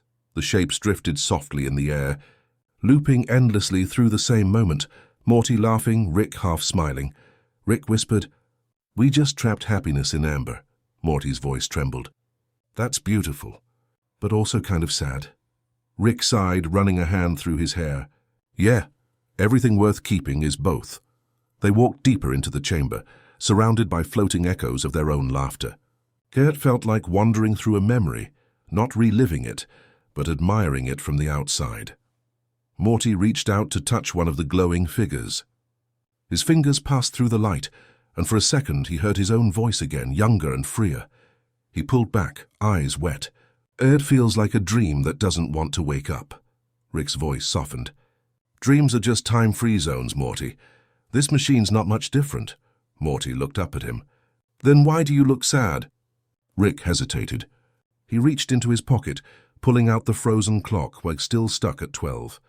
Because I made it to protect you. From what? Rick swallowed. From endings. From accidents. From me. Morty shook his head. So you can't protect me from time, Rick. You can't just freeze everything. Rick's voice cracked slightly. Watch me. He pressed another button on the remote. The light deepened, becoming almost golden. Everything shimmered. Even Morty's outline began to blur. Rick, just for a second, Rick said quietly. Just long enough to remember you this way. Morty's voice wavered, distorted by the slow air. Rick, you can't... Trap this. Rick's face broke, not into tears, but into something quieter, heavier. I'm not trapping it. I'm learning how to let it go without losing it. He turned the device off. Sound came rushing back, the hum of the lab, the faint drip of condensation, Morty's breath. The echoes of laughter collapsed all at once, like feathers dissolving into air. The silence that followed was soft, not empty, but complete. Morty blinked. Did it work? Rick looked down at the clock in his hand. Its hands moved, once, twice, then stopped again, forever frozen between seconds. He smiled faintly. Depends what you mean by work. They sat on the floor beside the still machine. The light from its core dimmed to a soft blue. Morty leaned against the wall, closing his eyes. So what happens now? Rick glanced at him. Now?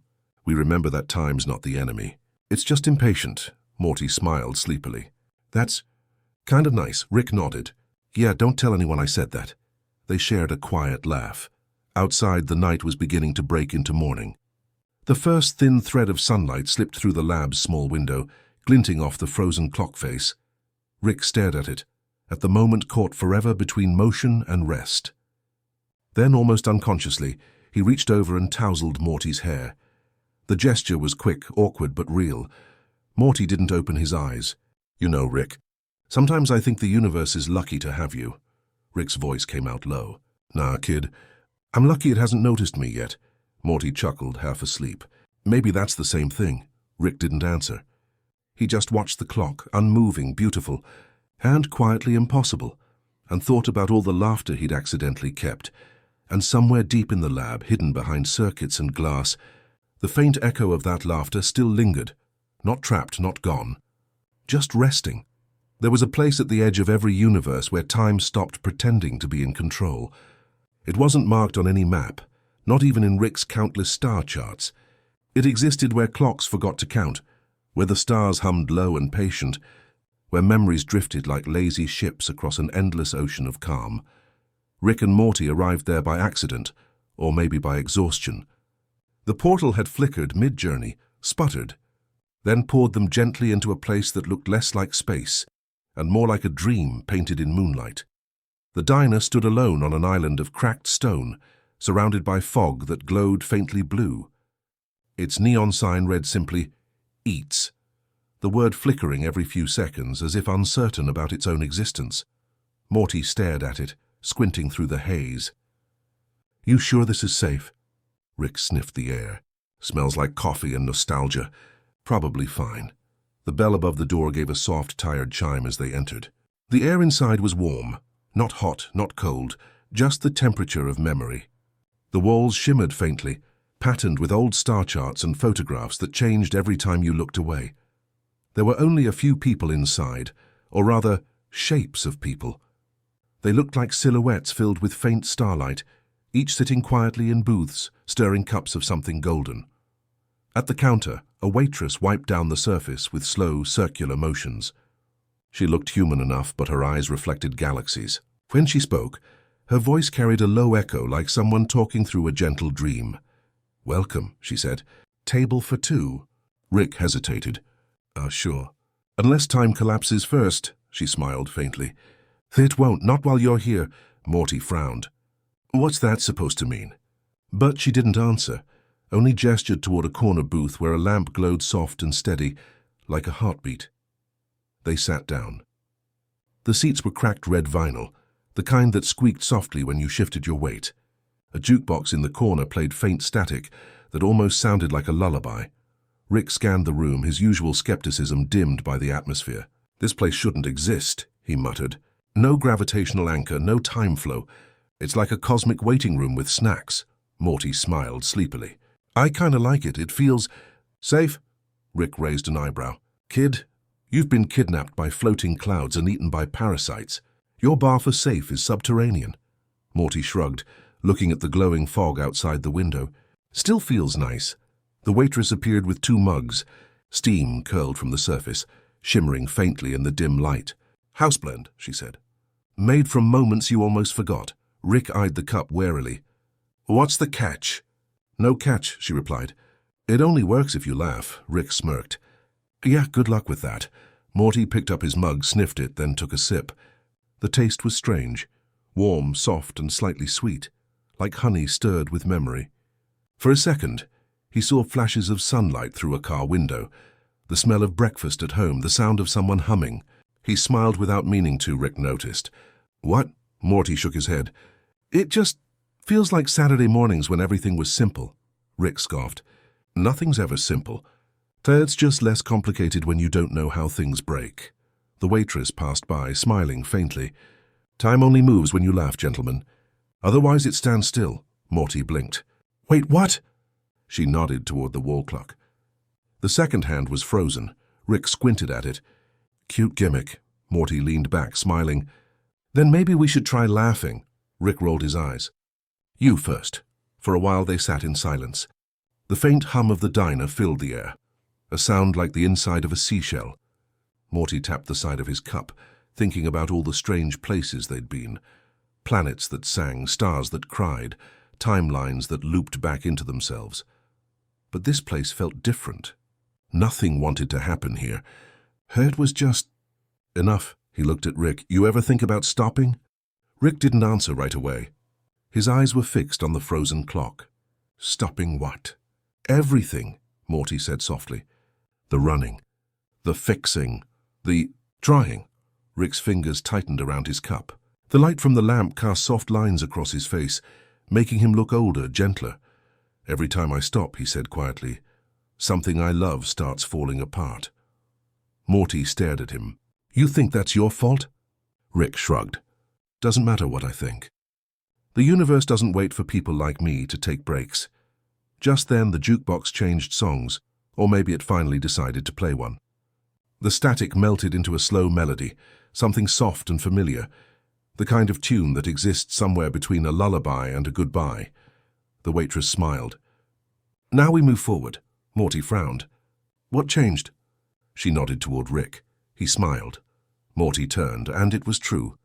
It was small but real, like an old photograph catching light again after years in a drawer. Rick snorted. "Don't tell anyone. It'll ruin my brand." Morty laughed, a full, unguarded laugh that filled the diner, and suddenly everything came alive. The lights brightened. The silhouettes around them stirred, smiling faintly. The second hand on the clock began to move again, one slow tick after another. The waitress leaned on the counter, watching them. "See, people like you keep the universe soft." Rick blinked. "People like us?" She nodded. "The ones who still laugh in the places where time forgot how." When they finally stood to leave, Rick placed a few coins on the table, though he wasn't sure where they'd come from. The waitress accepted them with a nod. Outside, the fog was clearing. The diner's neon sign glowed steady now, no longer flickering. Morty turned to look back one last time. "Hey, Rick, yeah? Do you think she meant that? About keeping the universe soft?" Rick adjusted his coat. "Doesn't matter if she did. You believed it. That's what counts." Morty smiled, his breath visible in the cool air. "Feels kinda nice being part of something soft." Rick's voice was quieter than usual. "Yeah, sometimes softness is the only thing that survives." They stepped through the portal together, leaving the diner behind. But for a few moments after, Morty swore he could still hear that faint, slow song, the one that made time move again. And somewhere on a lonely island at the edge of everything, a waitress poured 2 fresh cups of golden coffee and whispered into the quiet. "Here's to the ones who laugh at the end of time." They landed softly this time, no crash, no explosion, no disorienting wormhole nausea. Just silence. Morty blinked and looked around. They were standing in what looked like a massive glass sphere, suspended in an endless black sky. Thousands of lights shimmered below them like a city breathing in slow motion. "Where are we?" Morty whispered. Rick adjusted his portal gun, squinting. "Welcome to the Kindness Observatory, built by some long-gone civilization that thought empathy could be measured." Morty frowned. "Measured like with a ruler?" Rick smirked. "More like a moral seismograph.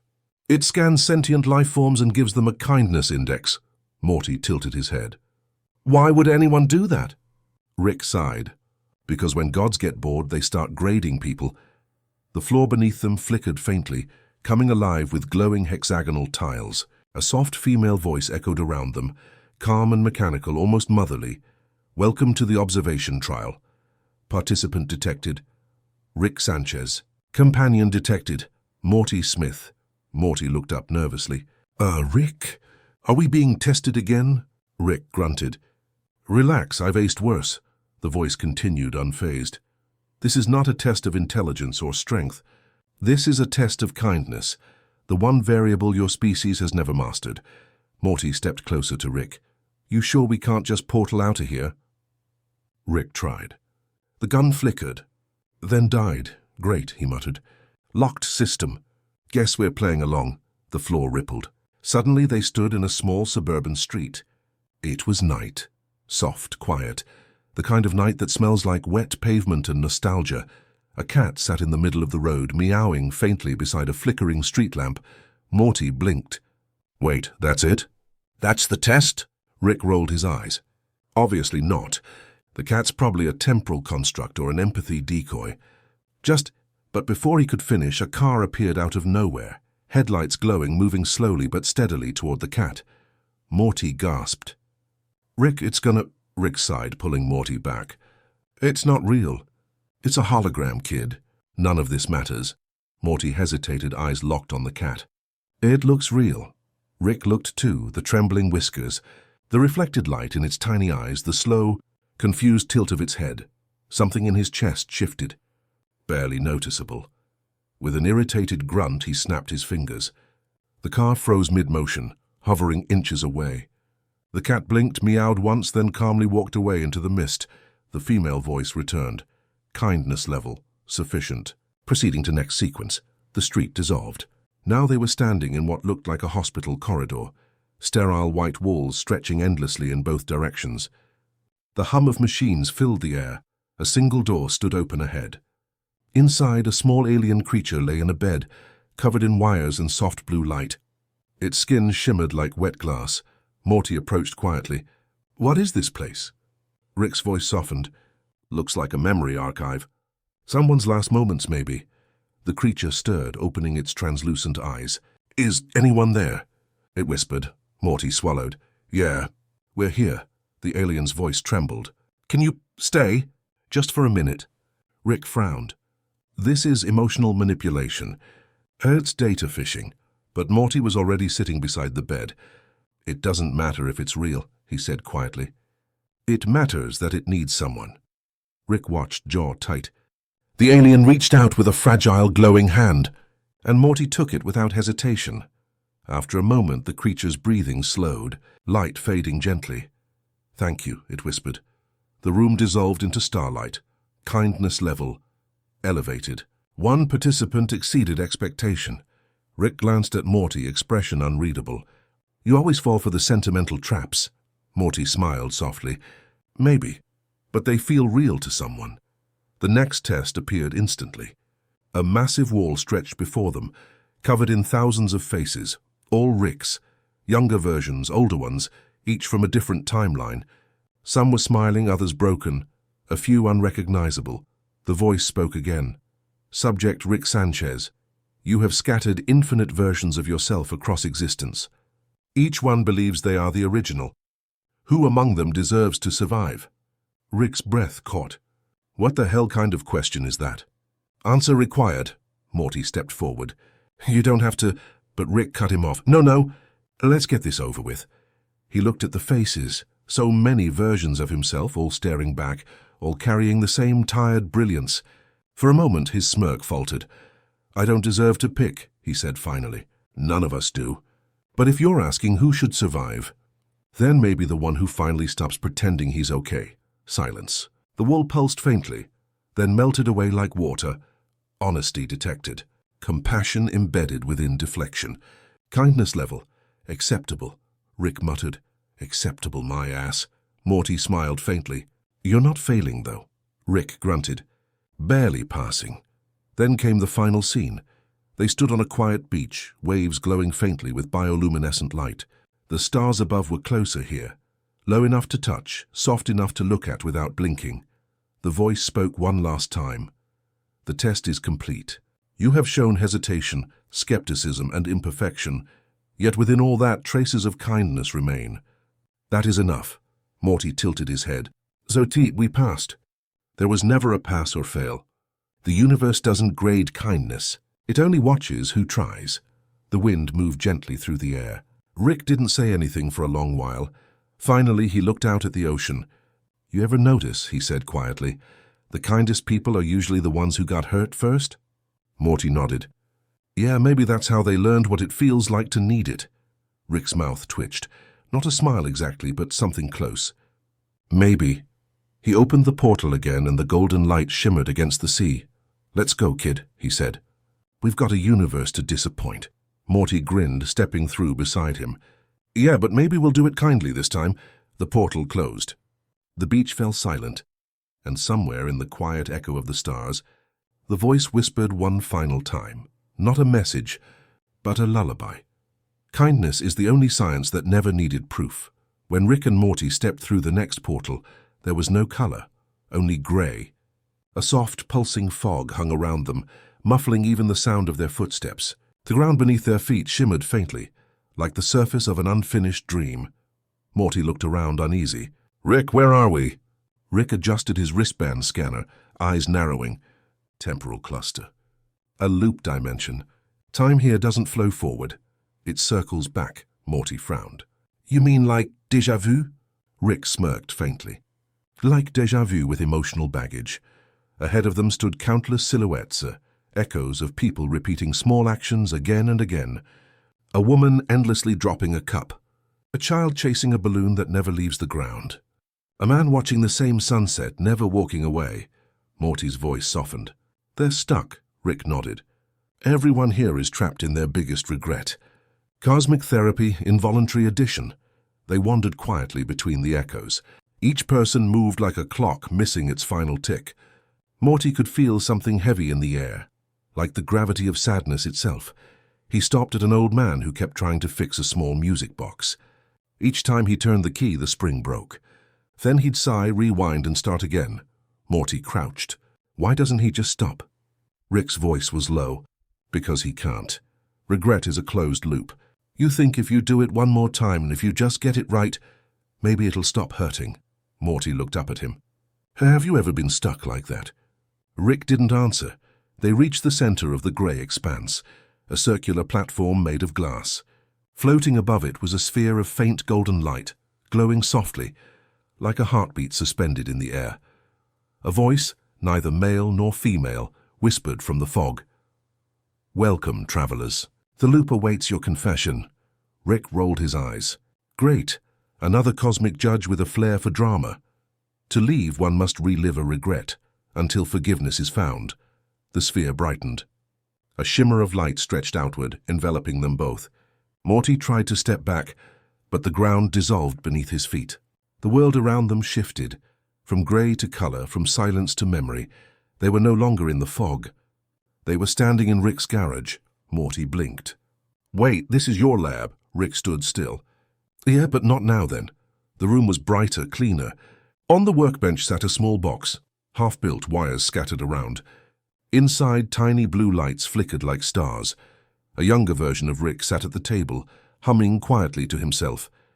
His hair was less grey. His hands didn't tremble. Across the room, a little girl, Beth, was drawing on the floor with chalk. Daddy, look. It's you and me. The younger Rick looked up, smiling faintly. That's pretty good, kiddo. Then the memory fractured. The smile faded. Rick turned back to the workbench. The little girl tugged at his sleeve. Can we go to the park now? Rick didn't answer. He was lost in blueprints and equations. Beth's chalk rolled away. Morty felt his chest tighten. Rick. The older Rick beside him was silent, jaw tight. Then the voice echoed again, gentle and patient. To leave, you must forgive what was unfinished. Rick clenched his fists. You think I haven't tried? You think I haven't replayed this moment 1,000 times already? The voice said nothing. The younger Rick looked up again. Sweetheart, I'll be right there. Just give me 1 minute, okay? Beth smiled, believing him. But the older Rick knew he never went. The lights in the lab dimmed. The sound of laughter faded. The chalk drawing remained, glowing faintly in the dark. Morty swallowed hard. Rick, you could talk to her now. Just say something. Rick shook his head. It's not real. Neither are most of your regrets, Morty said quietly. But that doesn't stop them from feeling real. The light shifted again.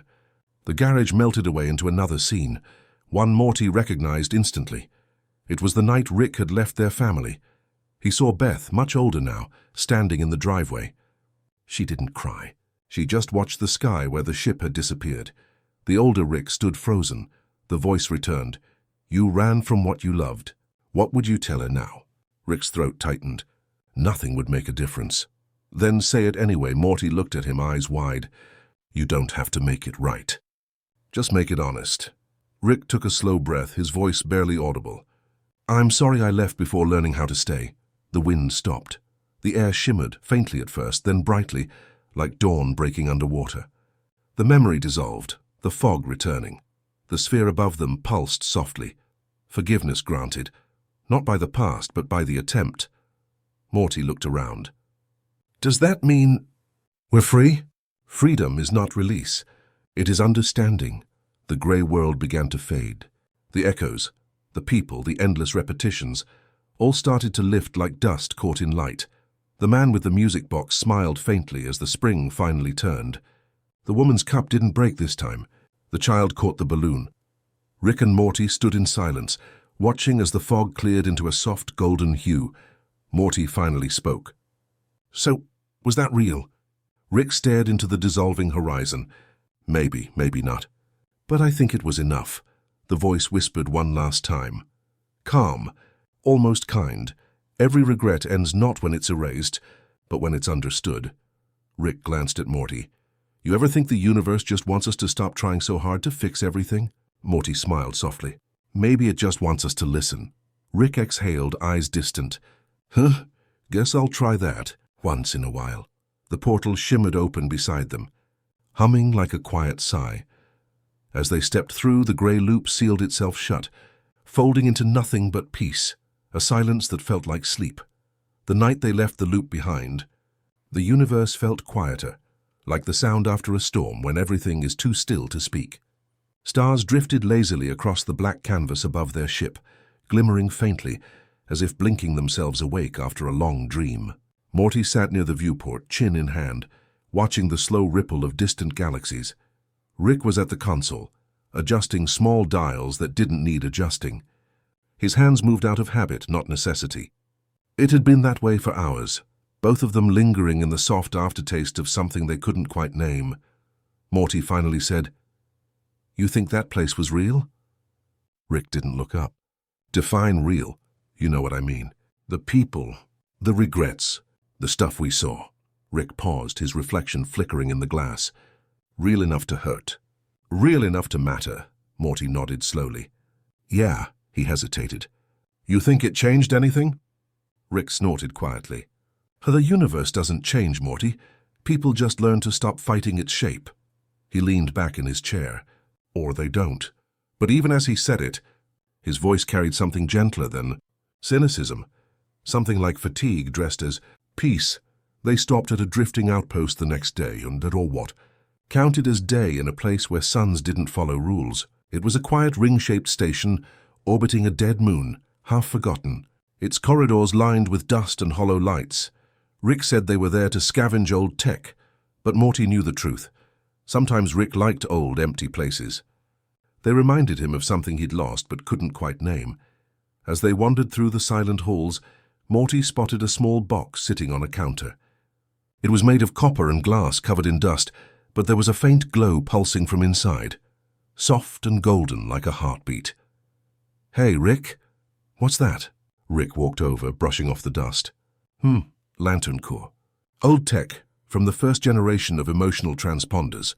Morty blinked. Emotional what? Rick smirked faintly. They were supposed to pick up frequencies from living minds. You know, detect hope, love, grief, that sort of thing. Never really worked. He turned it over in his hands. The glow flickered in response to his touch, brighter for a moment, then dim again. Morty watched, fascinated. It's kinda pretty, Rick hesitated. Yeah, it is. He pocketed it without explanation. That night they camped on a quiet asteroid field, far from any system, where the stars hung close enough to feel personal. Rick had rigged the ship's projector to cast faint golden light across the rock they sat on. Morty lay on his back, tracing constellations he didn't know the names of. Rick sat beside him, holding the small lantern. It glowed faintly, pulsing with a rhythm that seemed almost alive. Morty asked, "So what's it actually do?" Rick shrugged. "Hard to say. Might be junk.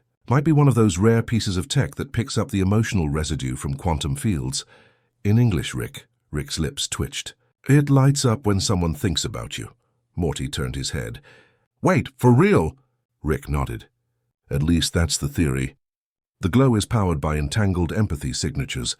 Basically, it shines when someone's thought is anchored in you. Doesn't work on everyone. Most people are too distracted." Morty sat up slowly, staring at the faint flicker inside the glass. Does it glow for you?" Rick gave a small, humorless laugh. "It's been dim for a while." Morty frowned, unsure whether to say anything. The silence stretched between them, full of quiet static and unspoken things. After a moment, Rick tossed the lantern gently toward him. "Here, keep it." Morty caught it, startled. "What? No, it's yours," Rick shrugged. "Nah, you'll make better use of it. Besides," he looked away, "maybe it'll actually light up for you." They sat in silence for a long time. The stars hummed softly in the distance, faint vibrations only Rick's instruments could detect, but that Morty swore he could feel in his bones. Morty held the lantern close, watching the light inside. It was barely visible, just a tiny ember. He whispered, "So, it glows when someone's thinking of me?" "Something like that." "Then how come it's not lighting up?" Rick smirked slightly. "Patience, kid. The universe doesn't rush for anybody." Morty frowned, rolling the lantern in his hands. "Does it glow for love?" Rick's voice softened. "Sometimes. Sometimes it just glows because someone remembers you kindly." "Doesn't have to be love." Morty looked over at him. "Does it glow when you think of someone you miss?" Rick didn't answer, but Morty noticed his hand tighten slightly on his flask before he set it down beside him, unopened. The lantern flickered faintly. Later, as the stars grew dimmer and the air colder, Morty dozed off. Rick stayed awake, sitting cross-legged beside the boy, the glow of the lantern reflecting in his tired eyes. He muttered to himself, "Entangled empathy fields. Ha! Who writes that junk?" But the lantern shimmered again, a little brighter this time. Rick frowned and adjusted his scanner. No power source. No anomaly. Just faint emotional radiation. He stared at Morty's sleeping face. The kid's mouth was half open, soft snores rising into the void. His hoodie was pulled up around his neck, and his hand rested against the lantern as if guarding it. Rick sighed quietly. Stupid thing. He reached to turn it off. But it pulsed again, the steady, warm, golden. For a long moment, the only sound was the slow rhythm of space, the hum of the ship's distant reactor, the whisper of dust drifting through starlight. Rick leaned back, arms folded. His eyelids fluttered. The lantern's glow reflected across both their faces, soft as dawn. When Morty woke, Rick was gone from the rock, but had left something beside him.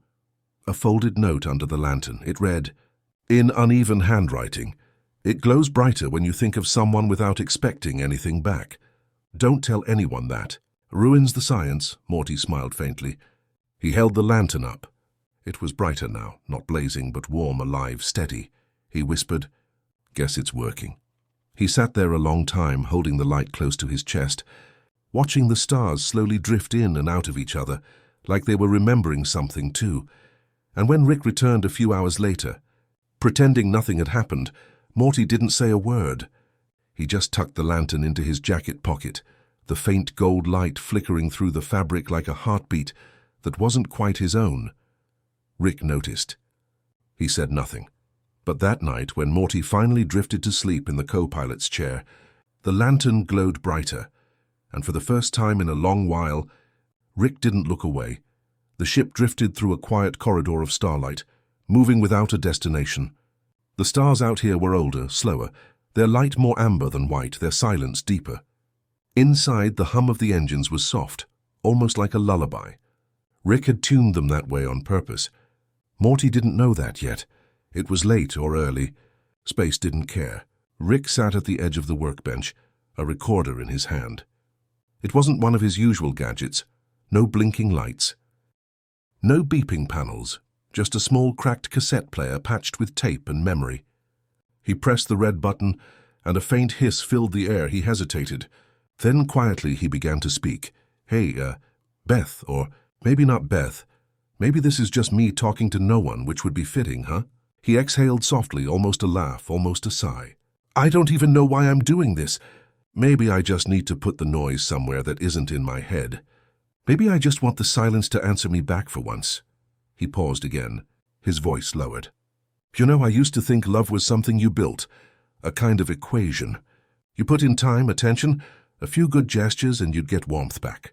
But it's not like that. It's slower, softer, more fragile. You can't build it. You can only hold it for a while if you're lucky." He tapped the side of the cassette.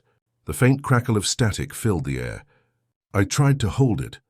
I think. I don't know. Maybe I wasn't gentle enough. Maybe I was too busy pretending I didn't care." Morty had woken up sometime during the middle of that. He didn't move or speak. He just sat by the stairs, knees to his chest, listening. Rick didn't notice. Or maybe he did, and he didn't mind. Rick continued, his tone growing quieter, the words unraveling like tired threads. "I keep thinking about all the things I didn't say. The small ones. Good job. You're right. I missed you. They're stupid words, but I think they matter. I think they were the ones that built the quiet between us. The kind of quiet that hurts, you know?" He rubbed at his face. "I tried to fix everything else. Every universe, every atom, every possible failure. But the stuff that breaks inside people, there's no schematic for that." His voice trembled faintly, barely perceptible. "You can't solder a heart, Beth. You just hold it until it stops shaking." "I wish I'd known that sooner." He pressed the stop button. The hum of the ship filled the space between moments. Morty stayed where he was, half hidden in the shadows. His chest felt heavy, not with sadness exactly, but with the weight of things that couldn't be unheard. Rick stood up, running a hand through his hair. He set the cassette player down and left the room without looking back. Morty approached the workbench. The cassette sat there, faintly warm. Its label was smudged, but Morty could make out the words written in shaky marker, "Unsent." He didn't play it again. He didn't need to. The silence around it was enough. When Rick came back an hour later, he found Morty sitting on the floor beside the workbench, legs crossed, the cassette in his lap. Rick froze. "You listened?" Morty didn't answer right away. "Yeah," his voice was small, careful. "I didn't mean to, I just..." Woke up, Rick leaned against the doorway. "So? You gonna psychoanalyze me now, Morty? Tell me I'm secretly a good person." Morty shook his head. "No, I don't think you're bad either," Rick huffed softly. "Then what am I?" Morty looked down at the cassette. "So I think you're tired." Rick's jaw flexed. He looked away, eyes distant. "Yeah, maybe." They stayed there a while, neither of them moving, the hum of the ship weaving between them like a third presence. Later that day, Morty found Rick in the cockpit, staring at the streaks of light outside. He had the cassette player again, rolling it between his palms. "Hey," Morty said softly, leaning against the frame. "You ever gonna send that?" Rick snorted. "Nah, the person it's meant for wouldn't know what to do with it. Probably better this way." Morty hesitated. "You could, keep recording. Make it a thing you do." Rick gave him a look. "Are you suggesting I start a podcast, Morty?" Morty cracked a small smile. "Nah, man. Just saying. Maybe it helps." Rick grunted. "Helps what?" Morty shrugged. "Helps it not stay inside." For a moment, neither spoke. Then Rick reached out and handed him the cassette. "Here, you keep it," Morty frowned. "Why me?" "Because you'll probably understand it one day. Or forget it." "Both are fine." Morty held the small, fragile thing in both hands, feeling the faint warmth it carried, as if it still remembered the voice that had spoken into it. That night, Rick was unusually quiet. He sat at the console, eyes half closed, watching the stars slide past. Morty pretended to read a comic, but he kept glancing over. Finally, Rick said without looking up, "You ever think some words are supposed to stay unsaid?" Morty looked up. "Maybe, but I think they still matter." Rick nodded slowly. Yeah, maybe they do. He tilted his head back and closed his eyes. For a long time, neither of them moved. Outside, the stars pulsed softly in slow rhythm, like they were listening too. In the quiet that followed, Morty put the cassette player beside Rick on the console. I think she'd like to hear it, he said softly. Rick didn't open his eyes. Yeah, maybe. The hum of the ship filled the cabin low and steady, like a heartbeat trying not to fade. And for the first time, Morty thought he understood what love looked like when it didn't need to prove itself. When it was just two people sitting quietly in the same silence, letting the unspoken things finally rest. Rick didn't say anything else that night. He didn't need to. The stars drifted slower.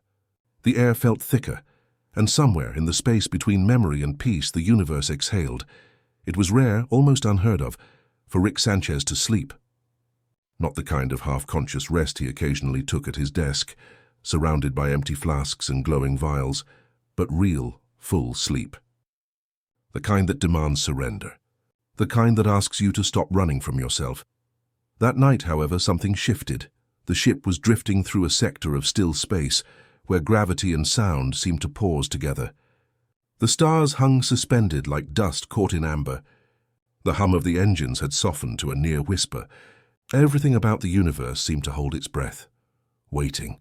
Morty had gone to his bunk early.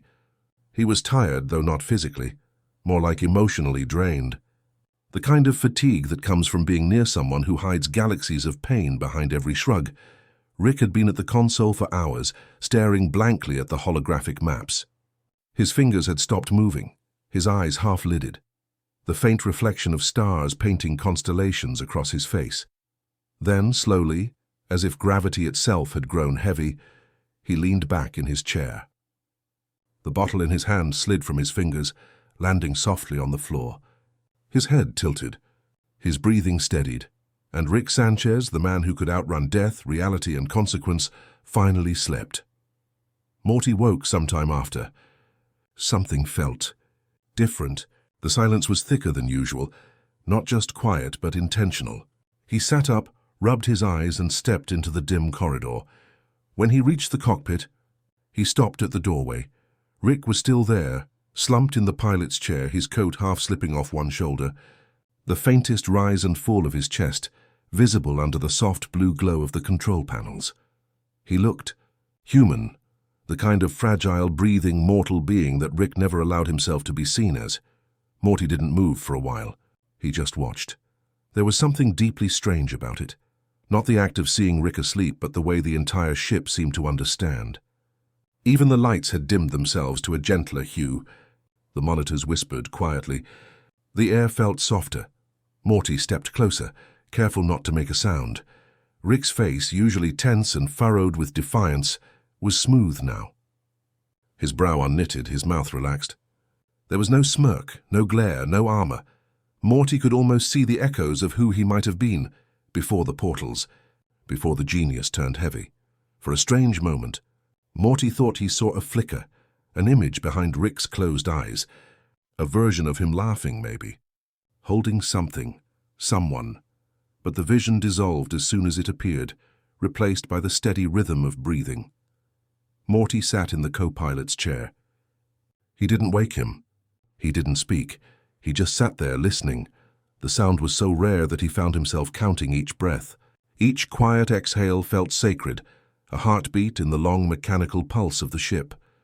Morty remembered something his mum once said, that people who never sleep deeply are usually the ones who carry too much. That rest is a kind of trust. Rick trusting the universe? That was impossible, and yet, here he was. Morty leaned back, eyes drifting toward the endless stars. He wondered what Rick was dreaming. Maybe nothing. Maybe everything. Maybe just silence. An hour passed. Then two. Morty found himself whispering softly, as if to the quiet itself. You deserve it, man. Just sleep. It's okay. Rick stirred faintly, not enough to wake, just enough to shift slightly. A half-murmured sound escaped him, low and indecipherable. His hand twitched. His fingers brushed the console beside him, like muscle memory reaching for a lever that wasn't there. Then stillness again. Morty smiled faintly. You're okay, he said, more to himself than to Rick. You're okay. He reached for a blanket, one of the thin, metallic thermal sheets from the emergency drawer, and draped it carefully over Rick's shoulders. The small gesture felt strange, almost reverent. In his sleep, Rick dreamed he was standing on a shoreline made of glass. The water beyond it was black and shimmering, reflecting a sky filled with motionless stars. The air was heavy with a soundless wind. He knew this place. He'd built it once in a simulation, a fail-safe dimension to escape from everything, but this time it felt real. He turned, and there was a figure standing in the distance, just at the edge of the glass sea. He couldn't make out the face, only the outline. "Beth?" he called. The figure didn't answer. He took a step forward. The ground beneath him rippled like water. "I didn't mean to," he whispered. "I just thought I had more time." The figure's voice finally came, soft and far away. "You always think that," he froze. "Is it too late?" The figure smiled, faint but kind. "You never understood, did you? You don't fix love. You live it." Then the world began to fade. Rick reached out, hand trembling. "Wait!" But the glass broke beneath his feet, and suddenly he was falling through light, through memory, through silence. He didn't wake with a jolt, just a long, slow breath, like surfacing from deep underwater. When his eyes opened, the ship was still quiet. Morty was asleep in the co-pilot's chair now, chin tucked into his hoodie. Breathing softly, Rick looked at him for a moment. The kid who'd followed him across galaxies, through nightmare dimensions, through every version of hell. There was a tiny smile at the corner of Rick's lips. Not amusement, and something gentler, something closer to peace. He whispered, "Thanks, kid." The words barely existed, softer than a sigh, quieter than a dream. Rick leaned back again. The blanket slipped from his shoulder, but he didn't care. For once, the universe could run itself. The chaos could wait. The lights of a dying star shimmered outside the window, flickering like a heartbeat across the cockpit walls. Rick closed his eyes once more, and the man who never rested, the one who built universes to escape silence, surrendered, if only for a few more minutes, to the fragile grace of sleep. Morning arrived without fanfare. No blinking alarms, no portals, no strange humming from a half-finished invention. Just sunlight, pure and honest, spilling across the windows like quiet forgiveness. Rick opened his eyes slowly. The air felt different. There was no faint buzz of electricity, no ticking from the lab's endless gadgets, only stillness and the soft sound of Morty's breathing from the couch across the room. For a moment, Rick didn't move. He just watched the dust floating in the light. It had been years since he'd noticed how dust could glow, tiny stars drifting in their own little cosmos. He reached for the switch by habit, but his hand stopped midway. The machine that usually powered up the house with a mechanical hum was already off. He had turned it off last night. All of it, every circuit, every experiment, every distraction. It was strange, he thought, to wake up and not be surrounded by noise, to not feel time rushing him toward the next impossible thing. Maybe for once the universe could run on its own. Morty stirred. His hair was a mess, his voice soft and sleepy. "Hey, you're up early," Rick grunted lightly.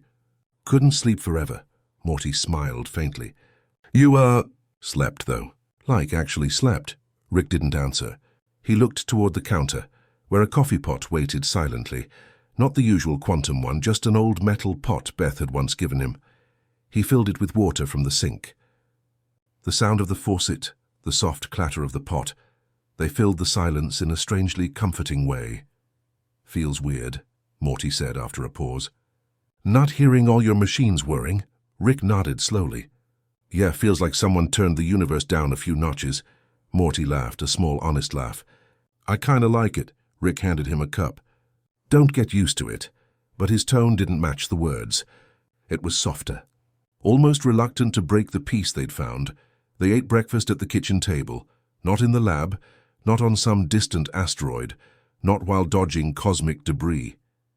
Just home. Rick had burned the eggs a little. Morty didn't care. "Remember that planet?" Morty said between bites. "The one where time reset every day. You said people forget everything there."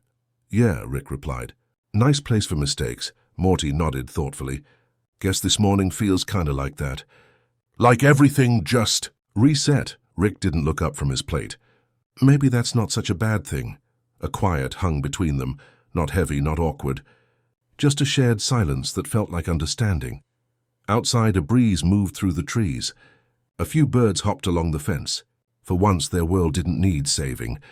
After breakfast, Morty found himself in the lab. It looked different now, half lit, half forgotten. Rows of dormant inventions stood like old memories, each with its own faint story etched into metal. He ran his hand along the surface of one, a memory projector, cracked and gathering dust. Another was a music box that played the sound of planets orbiting. He wondered how many of these Rick had made just to fill the quiet. Rick appeared behind him, holding a screwdriver. "You can touch them, you know. They're not sacred," Morty smiled. "They kind of feel like they are," Rick shrugged. "They're not just junk." But his eyes betrayed something else, a flicker of tenderness like a father glancing at old photo albums he pretends not to care about. Morty pointed to a small object on the shelf. "What's that one?" Rick squinted. "Ah, that's a gravity harmonizer. Meant to make the world a little lighter when people are sad. Did it work?" Rick hesitated. "Once." Morty smiled, waiting for more, but Rick didn't elaborate. Some stories were best left unspoken, softer in silence than they'd ever be in words. The rest of the day unfolded slowly. They went for a walk, something Rick hadn't done in years, without the promise of adventure or disaster. The air was warm. The grass bent under their feet with a gentle sigh. At one point they stopped near a small creek. The water moved lazily, catching sunlight and breaking it into ripples of gold. Rick picked up a flat stone and skipped it once, twice, 3 times. It sank quietly. "Used to do this with Beth," he said, almost to himself. "She'd try to skip them, but she'd just throw them straight into the water. Got mad every time." Morty smiled softly. "She probably just wanted to do what you did." Rick chuckled. "Yeah, guess she did." They stood there for a while, the kind of quiet stretching between them that didn't demand to be filled. As afternoon faded into evening, Morty noticed something about Rick, the way his posture had changed. He wasn't hunched over the way he usually was, burdened by thought. He looked lighter somehow. Not happy exactly, but unarmored. They sat on the porch as dusk approached. Rick had brought out 2 mugs, tea, not booze. The steam rose between them like pale ghosts. "You ever think about what comes after all this?" Morty asked softly. Rick raised an eyebrow. "After what?" "After, you know, the adventures, the portals, everything." Rick leaned back, his gaze following the horizon. "Yeah, every day. What do you think it'll be like?" Rick's lips curved faintly. "Probably a lot like this, quiet, maybe a little boring." "Maybe that's the point." Morty sipped his tea. "I wouldn't mind that." Rick glanced at him, then back to the fading sky. "Yeah, kid. Me neither." As the light dimmed, the machines in the lab stayed off. Their silence was a kind of music, a lullaby made of absence, a calm that hummed quietly through the walls. For once there was no need to fix, invent, or explain. The universe didn't ask anything from them. Rick closed his eyes and let the night settle in. Morty watched him for a moment before doing the same. In the stillness, something unspoken passed between them, a wordless truce between man and machine. Between memory and rest, the world didn't stop turning. It simply slowed, gently, like a heartbeat easing toward peace. The first true morning after everything had been turned off arrived like a soft breath. No blinking panels. No metallic echoes humming through the walls. Just the sound of wind moving through half-open curtains and the smell of dust warmed by sunlight. Rick sat at the kitchen table, a screwdriver turning slowly between his fingers. He wasn't building anything. Not really. Just spinning the motion out of habit. Morty entered quietly, rubbing his eyes. "You're not working?" Rick looked up. His hair was messier than usual, his face strangely unguarded. "Nope," Morty blinked. "Not even a tiny invention?" "Not even a quantum paperclip," Rick replied with a faint grin. Then, after a pause, he added, "I think I've built enough things that can break." They spent that day in the shed behind the house, a place Rick rarely entered unless it was to hide half-finished prototypes. Now it smelled of old metal, cedar, and quiet regret. Rick laid a set of simple tools on the workbench, a hammer, pliers, nails, and a small box of screws. No plasma coils, no antimatter drives. Just tools made for hands, not brilliance.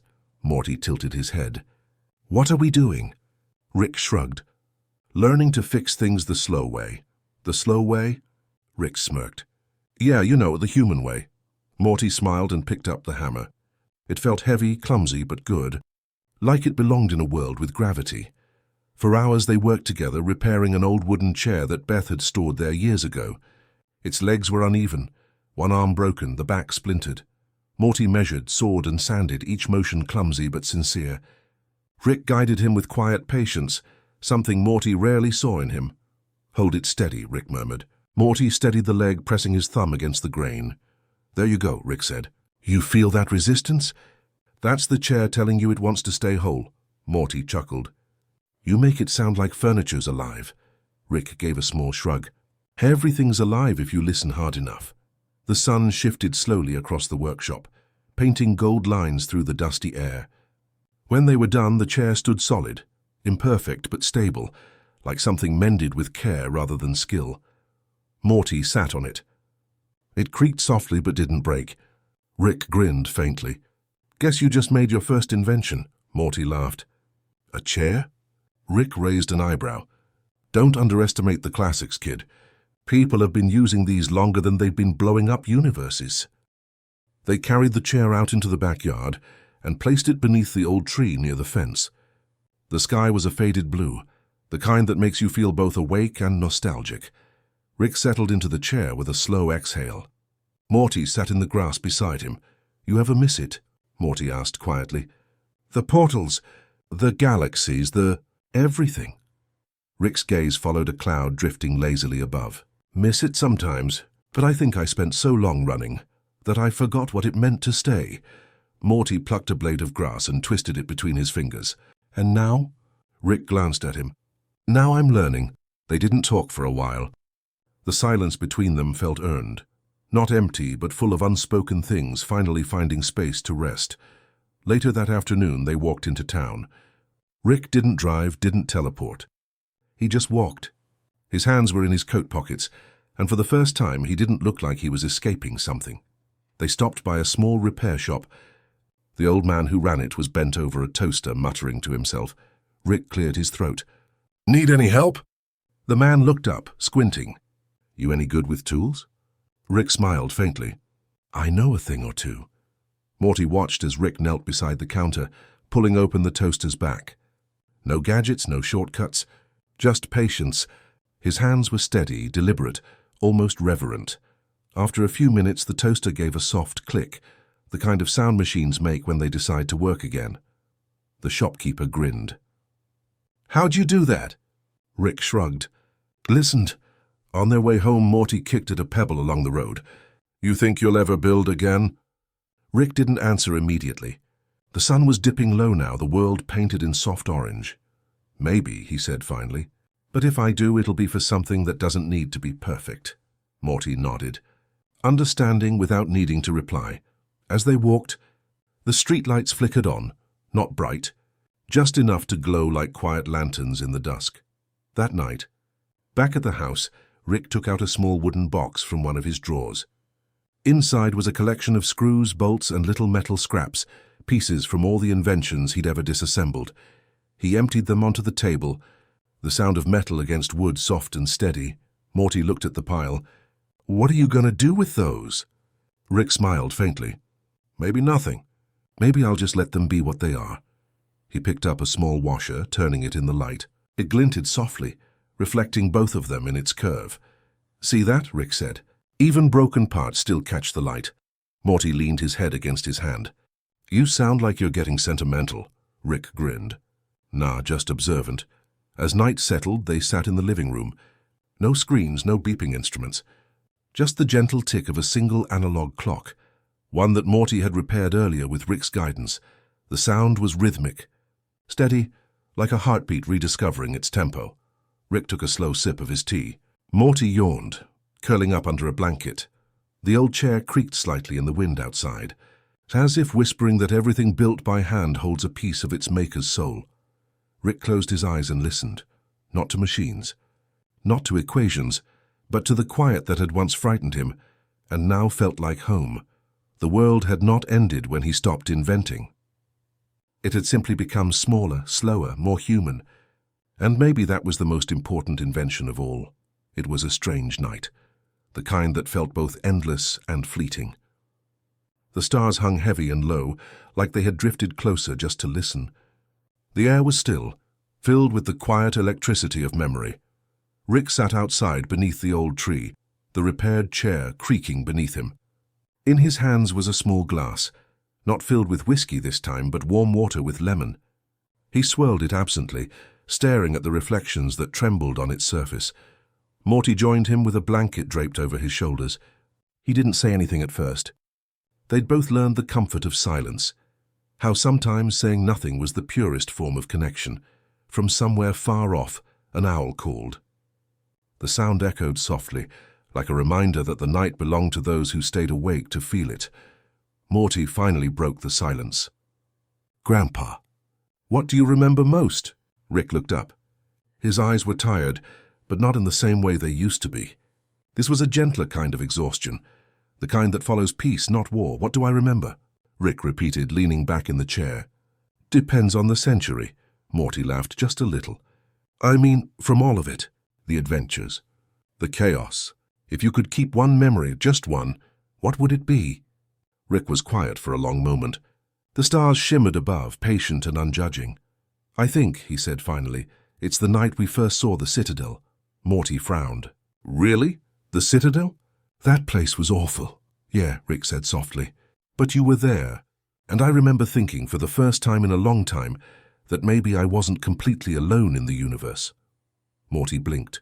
You thought that?" Rick nodded. "Yeah, I guess I just never said it out loud." Morty leaned back, pulling the blanket tighter. "What about before all that?" "Before me?" Rick chuckled dryly. "That's a long list of mistakes and hangovers." Then his tone softened. "But there was a time when I built things because I loved them. Before I started building them to fix myself." He stared out toward the dark horizon. "I remember the first portal gun. Not the blueprint, not the science of it, but the feeling. Standing there with this device in my hand, realizing that I could go anywhere. It was pure wonder, Morty. Real, honest wonder." He sighed, his breath fogging in the cool air. "And I wasted it chasing infinity, when all I really wanted was a home that didn't disappear when I looked away." Morty looked up at the stars. "Do you think you ever found that?" Rick tilted his head toward him, a faint smile playing at his lips. "Maybe I just did." The words hung there for a while, then Morty said quietly, "I remember when I thought you were invincible." Rick laughed. "I remember when I thought so too." Morty smiled. "Now I think you're just human. Careful," Rick said with mock gravity. "That's an insult in some galaxies." They both laughed softly, and the sound carried through the still air like the memory of something healing. Beth came outside then, holding a cup of tea. She didn't interrupt. She just stood there, watching her father and son beneath the tree. The porch light behind her painted her in gold. "You two are still up?" she asked, reminiscing, Rick said. "Or trying to before we forget again." Beth smiled faintly. "Well, don't stay up too late." "The world starts early these days," Rick nodded. "We'll be in soon." She lingered a moment longer, then went back inside. The door clicked softly shut. Morty turned to Rick. "Do you think she forgives you?" "For everything?" Rick took a long time to answer. "I think forgiveness isn't a switch, Morty. It's a door that keeps creaking open a little more each day." The night deepened. The air grew colder. Rick reached into his coat pocket and pulled out a small device, not a portal gun, but a holographic cube. He pressed it once, and a faint blue light appeared above his palm, a flickering image of his younger self, laughing beside a woman with short hair and a bright smile. Morty looked at it. "Who's that?" Rick's voice was low. "Your grandmother." Morty stared at the hologram, mesmerized. "She looks kind." "She was," Rick said. "Smarter than me. Funnier, too." He paused. "She used to tell me that every invention was just a love letter in disguise. You build things not to escape life, but to touch it differently." He turned the cube off and the light vanished. I didn't understand what she meant until now. The wind picked up slightly, rustling the leaves above them. The tree swayed, its branches creaking, the same way the repaired chair did. Rick closed his eyes and breathed deeply. "Do you hear that?" Morty tilted his head. "Just the wind," Rick smiled. Exactly. No machines, no chaos, just the universe breathing. And for once I'm breathing with it. Morty watched him, the old scientist, the man who had broken galaxies and repaired chairs, and felt something shift in the air. A kind of quiet surrender that wasn't defeat but peace. Hours passed. They talked about trivial things, old episodes of Ball Fondlers, the best dimension for cheap burgers, the time Rick accidentally cloned a planet full of squirrels. Each memory was a ripple of laughter against the current of the night. Then Morty said, half asleep, "Do you think we'll ever go back out there again? The portals, the adventures, the madness?" Rick looked at him, then at the stars. "Maybe one day, but not to run. Not to conquer, just to say hello." Morty nodded, his eyelids drooping. "That sounds nice," Rick smiled. "Yeah, it does." When Morty finally drifted off, wrapped in the blanket, Rick sat there alone for a while longer. The chair creaked softly beneath him, steady and loyal. He thought about all the versions of himself that had existed across infinite realities, arrogant, broken, brilliant, lost. And for the first time, he didn't hate them. He simply let them fade like constellations behind a passing cloud. He whispered to the night, "You win, universe. I'm done fighting." A meteor crossed the sky, faint, brief, but beautiful. Rick raised his glass to it. "To the end of invention," he murmured, "and to the beginning of remembering." The night breathed around him. The stars didn't answer, but he didn't need them to, for once. The silence was enough. The first light of dawn was softer than usual, as though the sun itself hesitated to disturb the quiet that had settled over the house. The horizon blushed faintly in pale rose and lavender, and the world seemed to wake in slow motion. One sigh, one breath at a time. Inside, the house was still. The usual hum of inventions and whirring gadgets was gone. Rick had shut them all down the night before. No dimensional rifts, no portals humming in the garage, only the faint ticking of an old analog clock on the kitchen wall. For once, time wasn't something Rick was trying to outrun. It was simply there. He stood by the window in his robe, a mug of coffee steaming faintly in his hand. The cup was chipped, one of Morty's failed experiments in pottery class. Rick had kept it anyway. There was something honest about its imperfection. He took a slow sip, watching the light creep across the grass. The backyard still held the chair beneath the old tree, the one he and Morty had sat on through the long night. A blanket was draped over it, left behind in their half-sleep conversations. For a moment he considered waking Morty, telling him the morning had arrived. But then he smiled faintly to himself. Morty deserved the rest. They both did. The garage was unusually clean. No sparks, no fumes, no scattered tools. On the workbench, Rick's portal gun lay open, disassembled, each piece polished and neatly arranged. He looked at it for a long while, tracing the outlines with his fingers. The core glowed faintly, like an ember reluctant to die. "Don't worry," Rick murmured almost tenderly. "You've done enough." He turned it off, the glow fading to black. Then, almost ceremoniously, he placed it in a small glass case. Not as a weapon, not as an escape, but as a memory, a relic of a man who once needed infinity to feel alive. Morty woke late. When he came down to the kitchen, his hair was messy, his voice groggy. "Morning, Grandpa." Rick didn't turn. "Morning, Morty." Morty rubbed his eyes. "You been up all night?" Rick chuckled. "Nah, just early. Guess I'm not used to sleeping through peace." Morty sat across from him. The smell of coffee filled the air, warm and grounding. They didn't speak for a while. The sunlight grew bolder, spilling gold across the floorboards. A bird landed on the sill, small, brown, curious. Rick smiled faintly. "That bird's been coming here for days. Guess he likes the view." Morty followed his gaze. "Guess he's got good taste." Beth entered next, her hair tied loosely, eyes still heavy with sleep. She stopped in the doorway, smiling at the sight of the two of them. "You're both up early," she said softly. Rick shrugged. "The universe doesn't need saving today." Beth walked over and kissed the top of his head. It startled him slightly, but he didn't pull away. "Thanks for staying," she whispered. He looked up at her, blinking. "Where else would I go?" She smiled. "That's exactly what I mean." Later that morning, the family gathered outside. The air was bright and cool with the faint smell of dew. Summer birds flitted between the trees, and the sound of distant traffic felt like a lullaby instead of a reminder. Rick had set up a small picnic, sandwiches, juice and the ever-present flask.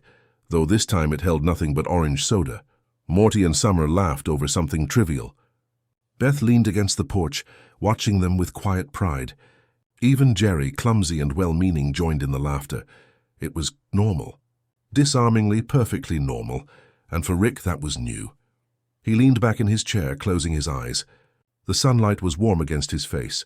For so many years he'd lived between explosions and equations, between chaos and void.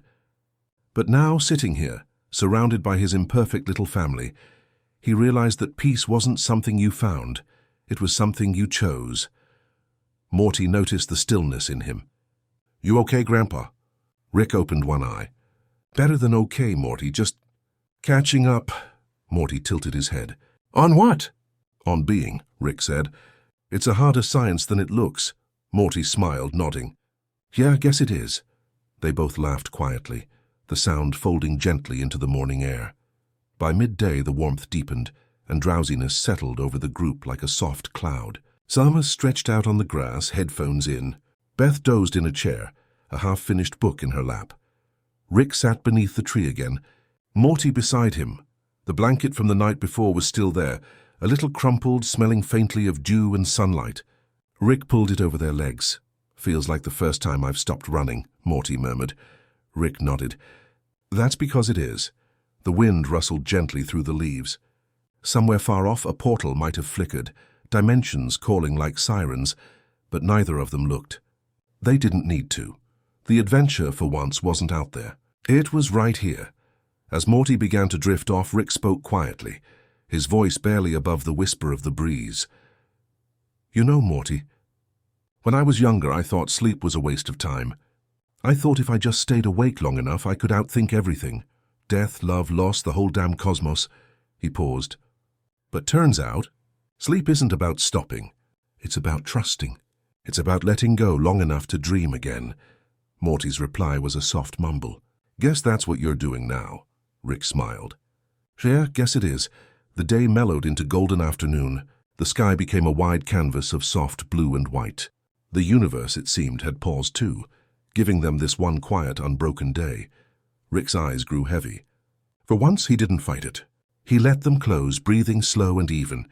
He could feel the warmth of the earth beneath him, the faint heartbeat of life that ran through everything. Galaxies, trees, even broken scientists. And as the wind brushed through his hair, he realized something beautiful. Every invention, every journey, every portal he had ever built was only a reflection of this simple truth, that he had always been searching for a place where he could finally rest. And now, he had found it. The light shifted again, softer, warmer. Morty murmured something unintelligible in his sleep. Rick smiled faintly and whispered, "Sleep well, kid." The world breathed in. The leaves whispered their endless lullaby. And beneath the old tree, in the quiet of a morning that felt like forever, Rick Sanchez, the man who had crossed infinity, finally allowed himself to rest, not in death, not in escape, but in peace. The chair creaked softly. The sun held steady, and the universe, and for once it stayed still.